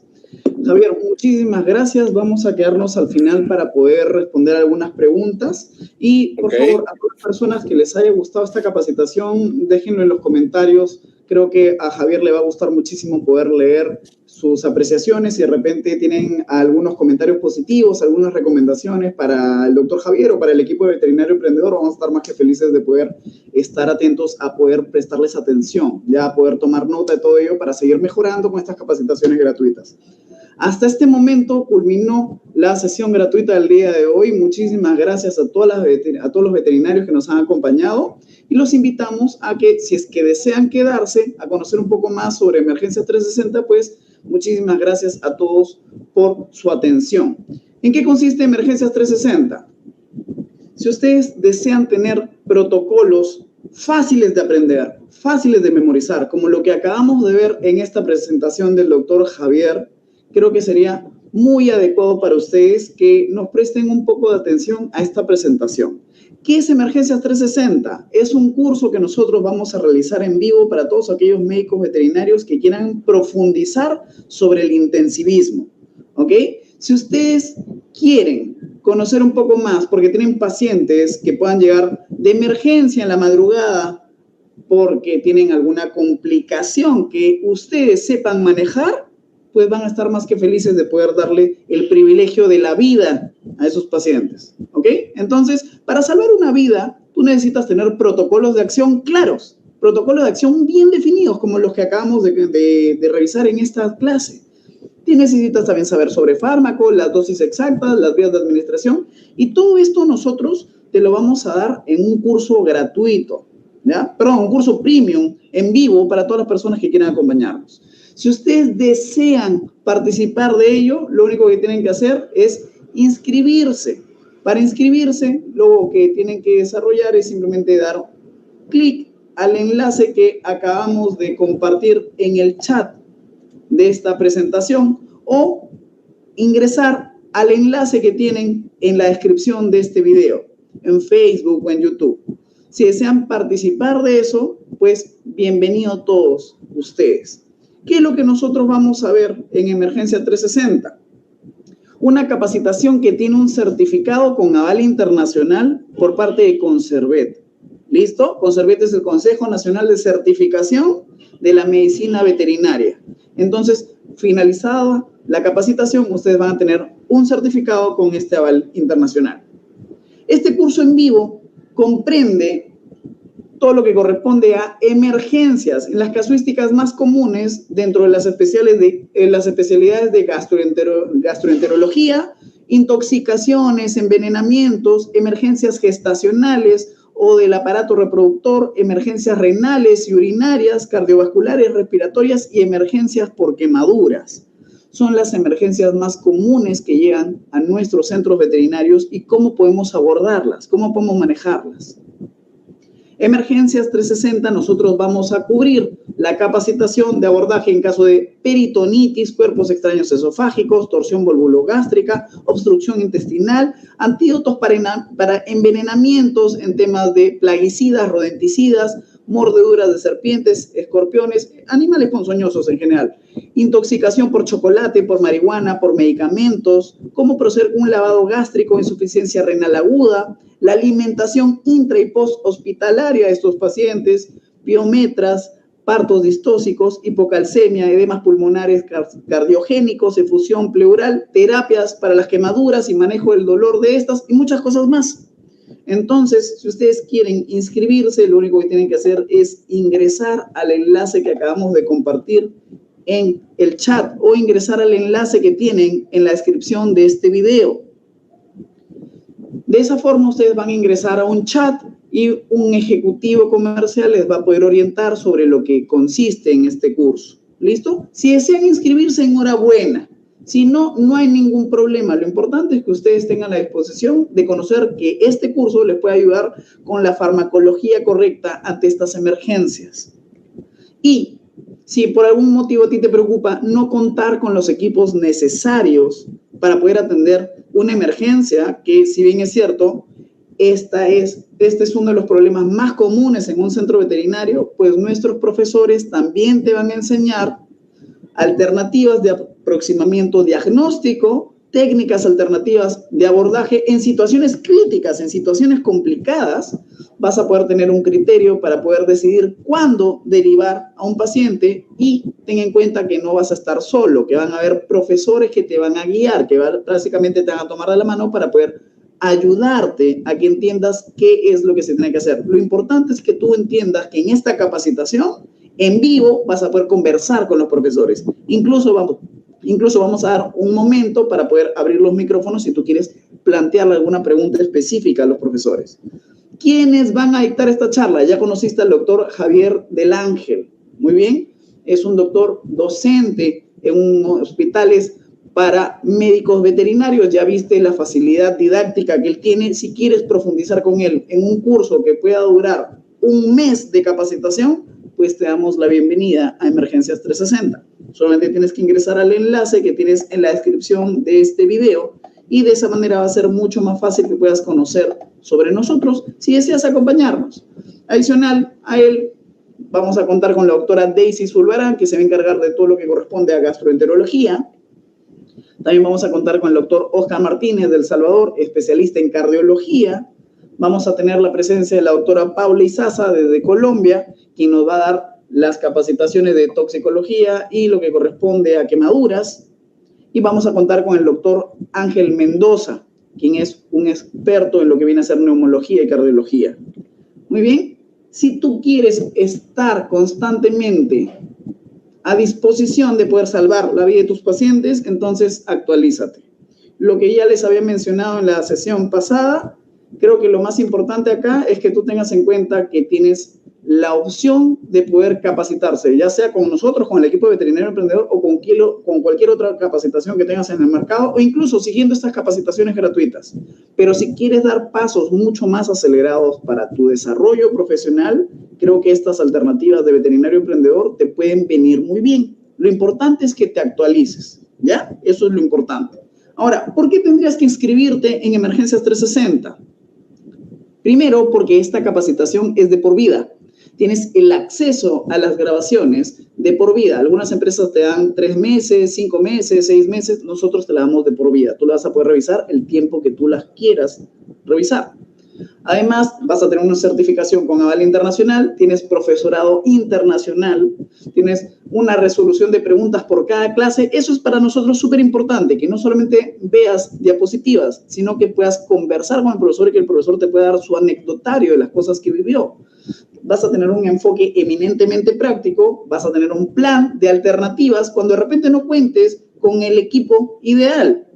Vas a tener variedad de casos clínicos y el manejo de estos, así como has visto esta presentación del doctor Javier, vas a tener documentos y videos complementarios a la clase. Tienes una garantía de satisfacción de 30 días desde iniciadas las clases, o sea que nosotros tenemos una capacitación de 30 días. Si en esos 30 días no te gustó lo que nuestros profesores te enseñaron, nos solicita la devolución de tu dinero y te la damos. Lo que nosotros queremos es que no tengas nada que perder. Y al contrario, esto a nosotros nos obliga a hacer lo necesario para que tú te sientas cómodo con lo que estás recibiendo. ¿Listo? ¿Qué empresa te permite eso? Por otro lado, vas a tener a 5 profesores expertos en sus áreas y 35 horas de capacitación. Tenemos 8 sesiones en vivo. Tienes desde el 21 de junio hasta el 21 de julio para poder recibir estas capacitaciones en vivo los días martes y jueves, empezando a las 7 de la noche en horario de Colombia y Ciudad de México.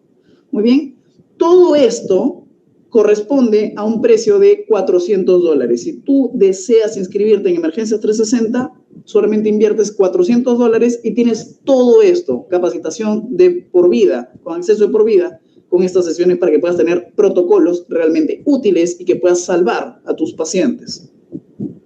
¿Ok?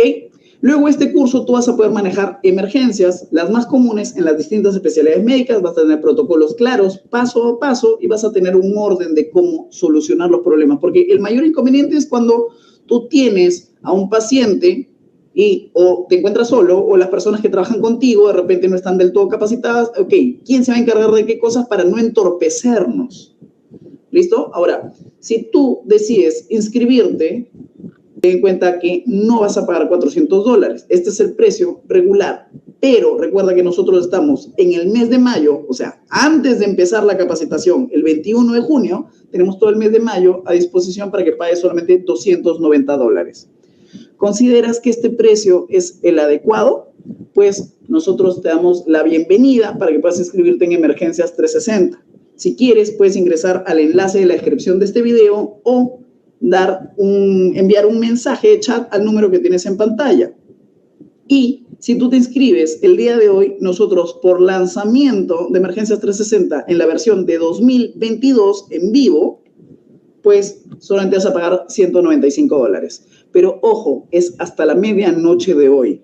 Hoy acabamos con esta preventa de lanzamiento. ¿Listo? Ahora, recuerda, tenemos descuentos especiales para los alumnos VIP de Veterinario Emprendedor, aquellas personas que tienen 3 cursos a más médicos con nosotros en Veterinario Emprendedor. Si de repente llevaste el reto ecográfico, si de repente llevaste anestesia 360, si llevaste el curso de felinos medicina interna, pues tienes un descuento especial para nosotros. Igual, los universitarios que tengan un carnet que acredite que actualmente están estudiando, pues tienen descuentos con nosotros. Nos preocupamos mucho porque las juventudes puedan tener la facilidad de seguir capacitándose. Y aquellos estudiantes que llevaron el curso de Emergencias 360 en el año 2021, ya sea la capacitación en vivo o en diferido, pues tienen la opción de poder tener descuentos adicionales también. ¿Listo? Tienes la opción de poder capacitarte en solo un mes para que puedas agilizar tu proceso de entendimiento. Ahora, tenemos 50 cupos para regalos especiales, ¿ok? Los 50 primeros inscritos tienen la disposición de poder acompañarnos con unos regalos especiales. Ojo, solamente nos quedan 27 cupos. El día de ayer ya habíamos hecho varias ventas. ¿Listo? Ahora, ¿qué te recomendamos? Si tú quieres conocer un poco más sobre bloqueos anestésicos durante este curso de Emergencias 360 en vivo, pues te vamos a dar una clase adicional, ¿ya? Sobre bloqueos anestésicos, dictado por la doctora Carolina Álvarez, quien tiene más de 10 años dedicándose específicamente a la anestesiología. Por otro lado, vas a tener una masterclass adicional, ¿ya? Una masterclass gratuita adicional en vivo sobre el manejo de casos clínicos complicados, con la presentación del doctor Damián Gutiérrez, quien había sido el profesor de Emergencias 360 del año 2021. Listo, él nos va a dar una clase específica de manejo de casos clínicos súper difíciles. Adicional, vamos a entregarte formatos de consentimiento informado. ¿En qué consiste esto? Estos documentos son editables, listos para descargar, están en Word. Lo único que tienes que hacer es colocarle el logotipo de tu empresa, editarlo de la manera que tú creas conveniente y estos documentos te sirven para poder protegerte legalmente. ¿Listo? Formatos de riesgo quirúrgico, de alta voluntaria, control anestésico, manejo post-mortem, órdenes de pagaré, etc. Te vamos a regalar adicional a los 50 primeros inscritos una masterclass de manejo de clientes conflictivos. En esta oportunidad la dicto yo. ¿Y qué es lo que vamos a ver acá? El mayor problema es que hay mucho riesgo de muerte o complicaciones y el cliente que tiene a un animal en emergencias, pues tiende a ser muy iracundo o muy emocional. Ok, ¿qué es lo que nosotros vamos a hacer? Te vamos a enseñar a manejar ataques y difamaciones por redes sociales. Vamos a enseñarte también el manejo de clientes con alto estrés emocional y pasos para poder cobrar por adelantado una consulta de emergencias. Hay alternativas para poder hacerlas, hay opciones que puedes considerar. Si te viene bien, pues bienvenido. Lo que nosotros queremos es enseñarte, darte una orientación en caso de que lo requieras. ¿Listo? Y por último, lo importante es que no solamente tú estés capacitado, sino que el equipo con el que tú trabajas también lo esté. Y para eso es importante esta documentación. Manuales y guías complementarias, ¿ya? Las puedes imprimir y las puedes entregar en tu centro veterinario a las personas que trabajan contigo. Manual de atención de urgencias, triaje, tabla de monitoreo para pacientes de emergencias, etcétera. ¿Listo? Para nosotros es muy importante que esta capacitación de Emergencias 360 tenga todo lo que el médico veterinario requiere en el proceso de atención de emergencias. ¿Listo? Entonces, todo esto, cada uno de estos productos tiene un precio individual que sumado llega a $558. La idea es que no pagues eso, sino que el día de hoy puedas invertir $195 o 2 pagos de $109. El día de hoy haces un pago de $109 y dentro de 30 días automáticamente se te debitan otros $109 de tu tarjeta. Tienes esa opción, lo único que tienes que hacer es ingresar al enlace que tienes en la descripción de este video o ingresar al enlace que acabamos de compartir en el chat. O incluso puedes enviarnos un chat a este número de WhatsApp. Si por algún motivo me dices, no, Yares, yo no tengo todo el dinero, yo no tengo en este momento la disposición de inscribirme con todo ese dinero, pero quiero separar mi cupo, pues hasta la medianoche de hoy puedes hacerlo con $59. ¿Listo? Si no tienes la opción de invertir $109 el día de hoy, tienes la opción de pagar 59 para separar tu cupo y estar dentro de los primeros 50 compradores de Emergencias 360. Tendríamos esa opción, tenemos esa disponibilidad, estaríamos más que felices que nos acompañes, pero ojo, solo hasta la medianoche. En este momento son las 10 de la noche acá en Colombia, así que tienes 2 horas para poder inscribirte. ¿Listo? Entonces, te damos la bienvenida a Emergencia 360. La idea es que puedas seguir capacitándote. Si deseas acompañarnos, bienvenido. Muy bien, y ahora sí, vamos a proceder a leer algunas preguntas que nos están haciendo los médicos veterinarios. Entonces, querido Javier, te agradecería mucho si es que nos puedes acompañar. Y tengo algunas preguntas por acá. Listo, ahí te veo. Listo, ya eres. Tengo esta primera pregunta de parte de Pato Vilte. Quería saber sobre la alimentación posterior a una obstrucción. ¿Hasta cuándo se le debería de alimentar en promedio y qué alimento se le implementa al gato? Lógicamente esto depende mucho del diagnóstico, ¿no? O sea, decíamos que un paciente que está obstruido pues puede tener diferentes enfermedades. Entonces, pues bueno, si es un paciente con cistitis idiopática, yo recomendaría que ese paciente sea alimentado con una dieta terapéutica durante al menos 3 o 4 meses, ¿sí? Y posteriormente cambiar una dieta pues adecuada para su edad. Muchos gatos son obesos, entonces también controlar ese tipo de detalles, ¿no? Perfecto. Valentina Avendaño nos hace una pregunta que la había visto en varias consultas previas. Muchas gracias, doctor, por la charla. ¿Existe el riesgo de que con una cistocentesis se llegue a explotar la vejiga si esta se encuentra muy pleotórica? Pues no, la verdad es que no. O sea, por la cistocentesis no va a explotar. Probablemente si haces una manipulación muy agresiva, pues sí, ¿de acuerdo? Pero tú nada más sujetas la vejiga y haces la punción dirigiendo el bisel de la aguja hacia el trígono vesical. Entonces, pues la verdad, ¿no? Pues nosotros hemos hecho muchas veces cistocentesis. Pues así tomamos todas las muestras de orina para urinálisis y en los pacientes obstruidos pues siempre hacemos una cistocentesis terapéutica y pues nunca he tenido una ruptura de una vejiga por una cistocentesis. Perfecto. Karen Mesa nos consulta. Buenas noches, gracias por la charla. Tengo esta consulta. Un paciente que no tiene densidad urinaria por debajo de 1035. ¿De repente ha utilizado antibióticos para evitar posibles infecciones? Eso es una pregunta extremadamente controvertida. O sea, podrías no utilizarlo y pues todo depende de la historia clínica, de la condición del paciente que tú detectes en el examen físico, de qué tan fácil fue librar la obstrucción. Todo eso tiene que ver, ¿no? Entonces, si todo fue ideal, el paciente se relajó perfectamente bien, le introdujiste la aguja de Minnesota, se lavó rapidísimo la uretra y le pusiste la sonda y pasó súper bien el catéter y la densidad urinaria está por arriba 1.035 y le pusiste un circuito cerrado, ¿sí? Con una bolsa de recolección, con un sistema Luer-Lock, no le des antibiótico, ¿sí? Pero si ya hay complicaciones ahí, pues yo creo que sí sería conveniente dárselo. Perfecto. Karina Flores nos consulta, ¿se puede introducir antibióticos directos a la vejiga, desinflamatorios o lidocaína? Nunca introducir nada a la vejiga que no sea solución Hartmann, ¿sí? Ni siquiera les recomiendo solución salina, solución Hartmann, ¿de acuerdo?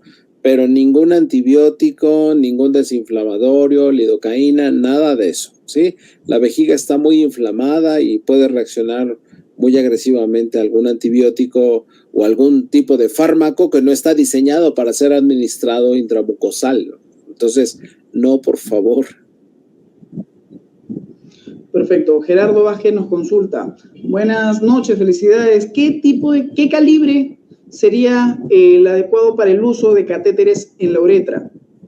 Pues normalmente son de 3.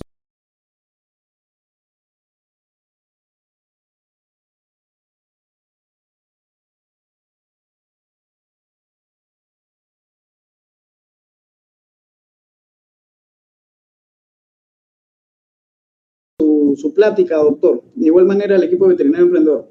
Gracias, Javier, ha sido muy didáctico, muy amable, como siempre. Muchas gracias. Adri Barros nos consulta. después de la desobstrucción uretral, ¿cómo maneja el dolor? Buprenorfina, meloxicam en algunos pacientes, dependiendo cómo esté el funcionamiento del riñón. Pues hay algunos pacientes que inclusive manejamos infusiones de lidocaína con ketamina. Depende mucho, o sea, no hay una receta específica. Hay pacientes y tienes muchas opciones y tienes que conocer todas las opciones. Perfecto.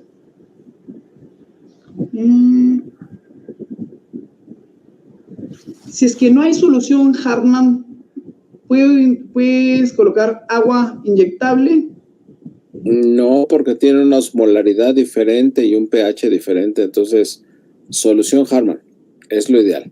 Podría utilizar una solución inyectable, pero no sería lo ideal, ¿sí? Si no quieres tener problemas, Hartmann. Perfecto.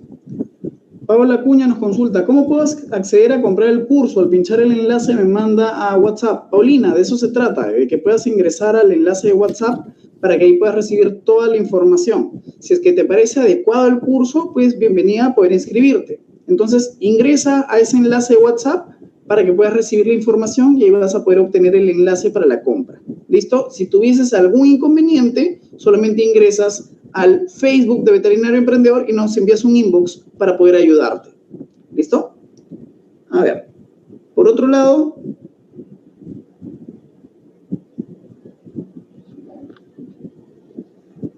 acá tenía una consulta de las primeras que habían hecho que también me pareció muy interesante. Acá Emma Maluf había consultado, ¿por qué el tapón se va para caudal?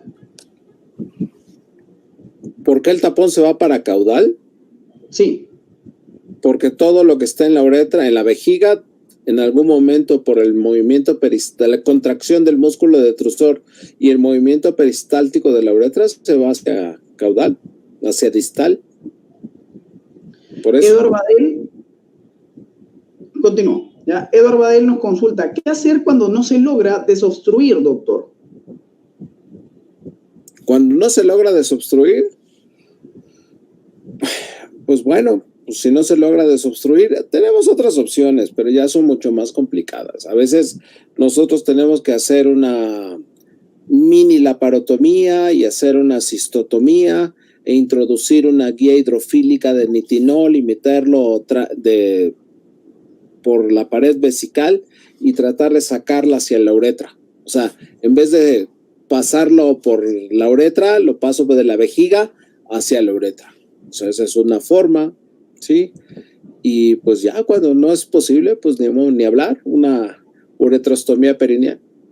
Pero no es algo que sea. En mi vida yo he hecho 5 uretrostomías perineales. Nada. Okay, perfecto. Adriana Pimentel consulta, ¿podría ampliar un poco la tracción que explicó para alinearse a la CB? Sí, entonces, si el paciente está de cúbito dorsal, entonces tú tienes que traccionar el pene hacia caudal y hacia dorsal del paciente. ¿Sí? Hacia caudal y hacia dorsal del paciente. Y eso alinea la uretra. Perfecto. Maritza Huaraca nos consulta, doctor, ¿cuánto era el valor de la densidad de la orina para realizar el urocultivo? Por abajo de 1.035.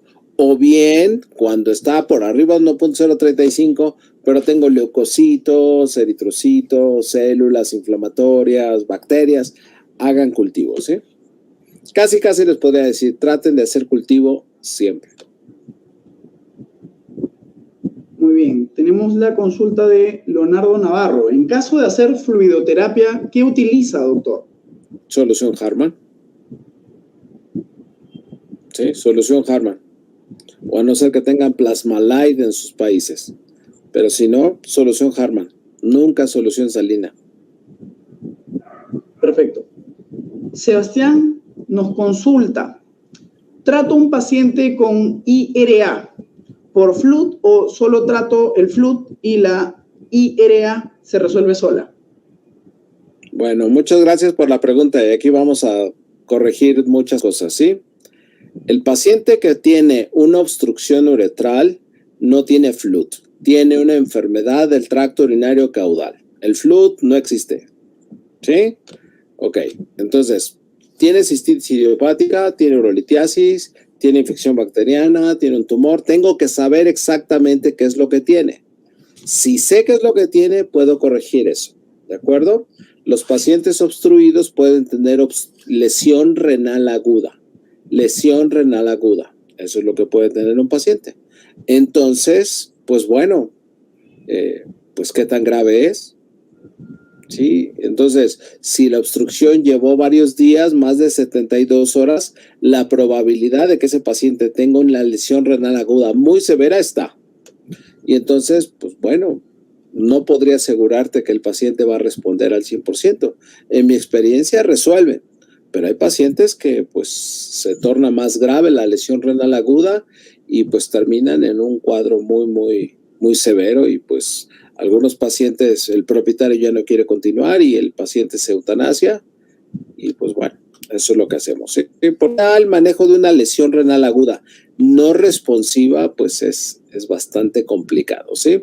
La verdad es que ya te puedes meter a situaciones de hacer diálisis peritoneal, por ejemplo, los gatos, que es bastante funcional, pero pues ya tienes que tener mucho más experiencia, un entrenamiento, personal de apoyo, terapia intensiva, entonces pues tienes que ser un intensivista. Estos cursos son fantásticos, ¿sí? Pero pues bueno, realmente tú tienes que desarrollar una residencia en esto, entonces necesitas entrenarte en un hospital. Estos cursos pues son introductorios, pero si tú realmente te quieres dedicar a esto, pues tienes que ir a formarte a un hospital. Perfecto. Acá nos consulta Luciana Urruti, nos pregunta, ¿qué opina, doctor, sobre el uso de pentosan, polisulfato sódico, artrosan en cistitis? No estamos seguros de que los glicosaminoglicanos sí se recuperen, que la capa de glicosaminoglicanos se recuperen. Entonces, que estos fármacos tengan la probabilidad de llegar a la vejiga. No lo sabemos. La verdad es que nadie lo ha demostrado por el momento, ¿sí? Son solamente algunas ideas que se tienen por ahí desde el punto de vista farmacológico que esto sucedería, pero no se ha demostrado. ¿Ok? Lo que sí se ha demostrado que algunos glicosaminoglicanos administrados por vía intravesical pueden ayudar. Pero entonces tú tendrías que a ese gato estarle poniendo una sonda uretral en diferentes ocasiones para administrarle los glicosaminoglicanos intravesicales. Ahora, no es cualquier producto, solamente es uno muy particular. Entonces, la verdad es que es mucho manejo para un gato que tiene esto, ¿no? Es demasiado estarlo anestesiando y poniendo en la sonda uretral, quizás le generes más complicaciones. Entonces, por eso no ha sido muy aceptado esto. Ok, perfecto. Víctor nos consulta, ¿y cómo se diferencia un cálculo pequeño del hueso peniano calcificado y de un tapón uretral en una radiografía, doctor? Pues bueno, si el paciente tiene un cuadro obstructivo y el hueso está ahí calcificado, pues lógicamente no va a tener un tapón uretral ni va a tener no va a tener un cálculo urinario en la uretra. Entonces, pues muy fácil se va a desobstruir ese paciente, ¿no? Entonces, a veces son pacientes que los anestesias, los relajas y se relaja la uretra y se vacía la orina. O le hago la primera introducción de la aguja y se va inmediatamente el líquido y entonces se desobstruye muy fácil. ¿Sí? Un cálculo, el día que les toque mover cálculos, sabrán lo que es un cálculo atorado en una uretra. Ok. Sebastián nos hace esta consulta. Doctor, ¿y puedo hacer cistocentesis de emergencia cuando hay una vejiga gigante? Siempre, pero solamente un piquete. Por favor, no estén haciendo cistocentesis repetida, solamente un piquete. Por eso es que utilizamos la aguja, la aguja unida a una extensión de venoclisis. Entonces, de esa forma yo tengo fija siempre la aguja y en dirección hacia el trígono vesical. Por favor, revisen el artículo que les comenté que está ahí en la revista de REMEVET. ¿Sí? Ahí está todo detallado de cómo se realiza. Listo, y por si acaso todos estos artículos y más contenido que van a tener en el curso de Emergencia 360 lo van a tener a disposición para que las personas puedan tener acceso al mismo. ¿Listo? Correcto. Entonces, Sebastián, si de repente tienes preguntas mucho más específicas, sería espectacular que puedas inscribirte en el curso para que puedas tener la oportunidad de poder conversar con el doctor Javier y con los demás ponentes que también te pueden orientar muy bien. Adriana Pimentel nos consulta, ¿podría ampliar un poco más el término FUS, FUS? FUS, síndrome urológico felino, ¿sí? 1970, ¿sí? Concluido ese término en 1984. Adriana Pimentel nos consulta. No existe. La disuria siempre es un síntoma. Claro, síntomas en los humanos, en los pacientes son signos clínicos, ¿sí? Entonces, pues, ningún gato me ha dicho, me duele, me arde. ¿Sí? Entonces, polaquiuria. Nos hacen esta pregunta también. Doctor, ¿recomienda la internación? Sí, claro. Siempre los pacientes están hospitalizados. Cuando les pongo una sonda uretral, están hospitalizados, ¿eh? Están hospitalizados esos pacientes. Entonces, nunca, por favor, nunca vaya a enviar a un gato con una sonda uretral a su casa. ¿Sí? Y siempre con un circuito cerrado. Sí, claro, podemos utilizar gabapentina. Muchos de esos pacientes utilizamos gabapentina o podemos utilizar dexmedetomidina oral, ya desobstruido, gabapentina oral. Perdón, o bien dexmedetomidina oral, buprenorfina oral, ¿sí? Funciona bastante bien y con eso están tranquilitos. Listo, gracias. Gracias, Javier. Vamos revisando las últimas dos preguntas y con eso ya estaríamos finalizando pues esta sesión. Sebastián nos dice, doctor, ya me escribí en Emergencia 360. Entonces, felicidades. Ahí vas a poder tener más facilidad de poder interactuar con el doctor Javier. Va a estar genial. Felicidades, Sebastián. ¿Qué más tenemos por acá?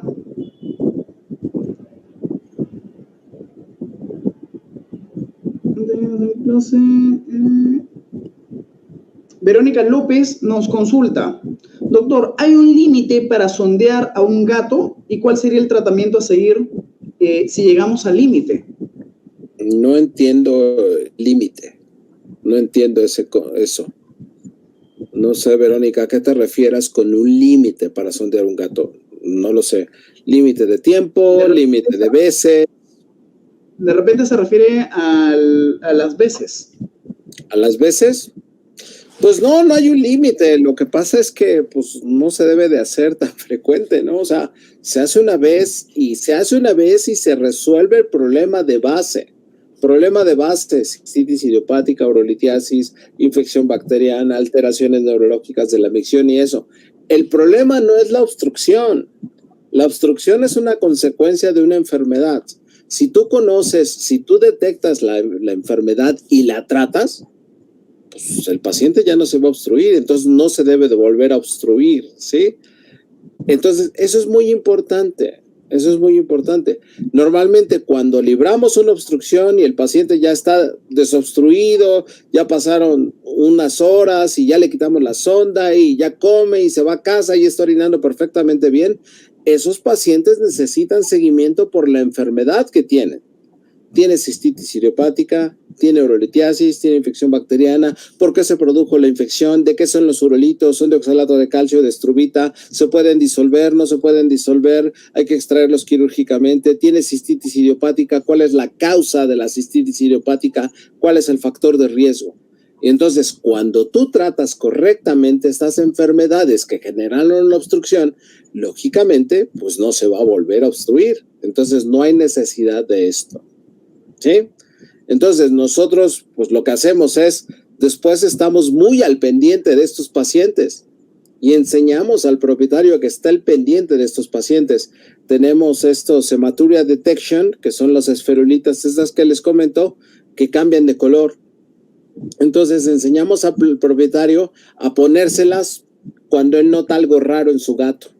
Y si las esferulitas se cambian de blanco a verde o azul, entonces quiere decir que el paciente tiene un proceso inflamatorio, ¿no? Nos lo llevan al hospital y entonces empezamos otra vez, rayos X, ultrasonido, urianálisis, cultivos, y detectamos la enfermedad y a veces el paciente ya no viene obstruido. Empezamos con analgésicos, relajantes, antibiótico, según la enfermedad que tenga. Y entonces evitas que el paciente se vuelva a obstruir. ¿Sí? Perfecto. Arturo Herrera nos pregunta, doctor, ¿dónde puedo comprar esas agujas Minnesota? Mira, las distribuye o las produce o las comercializa una empresa que se llama Cruz. Aquí en México las distribuye Cruz, ¿sí? Entonces busca una distribuidora de tu país que tenga estos productos Cruz y ellos lo tienen.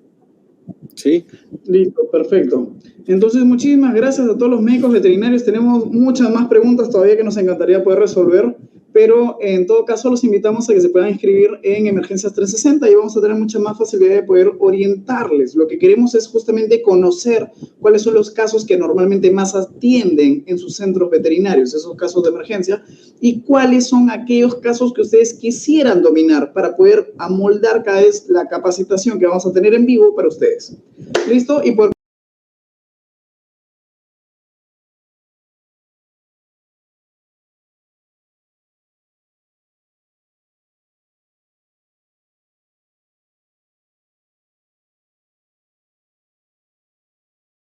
de poder capacitar a los veterinarios que quieren ser como tú.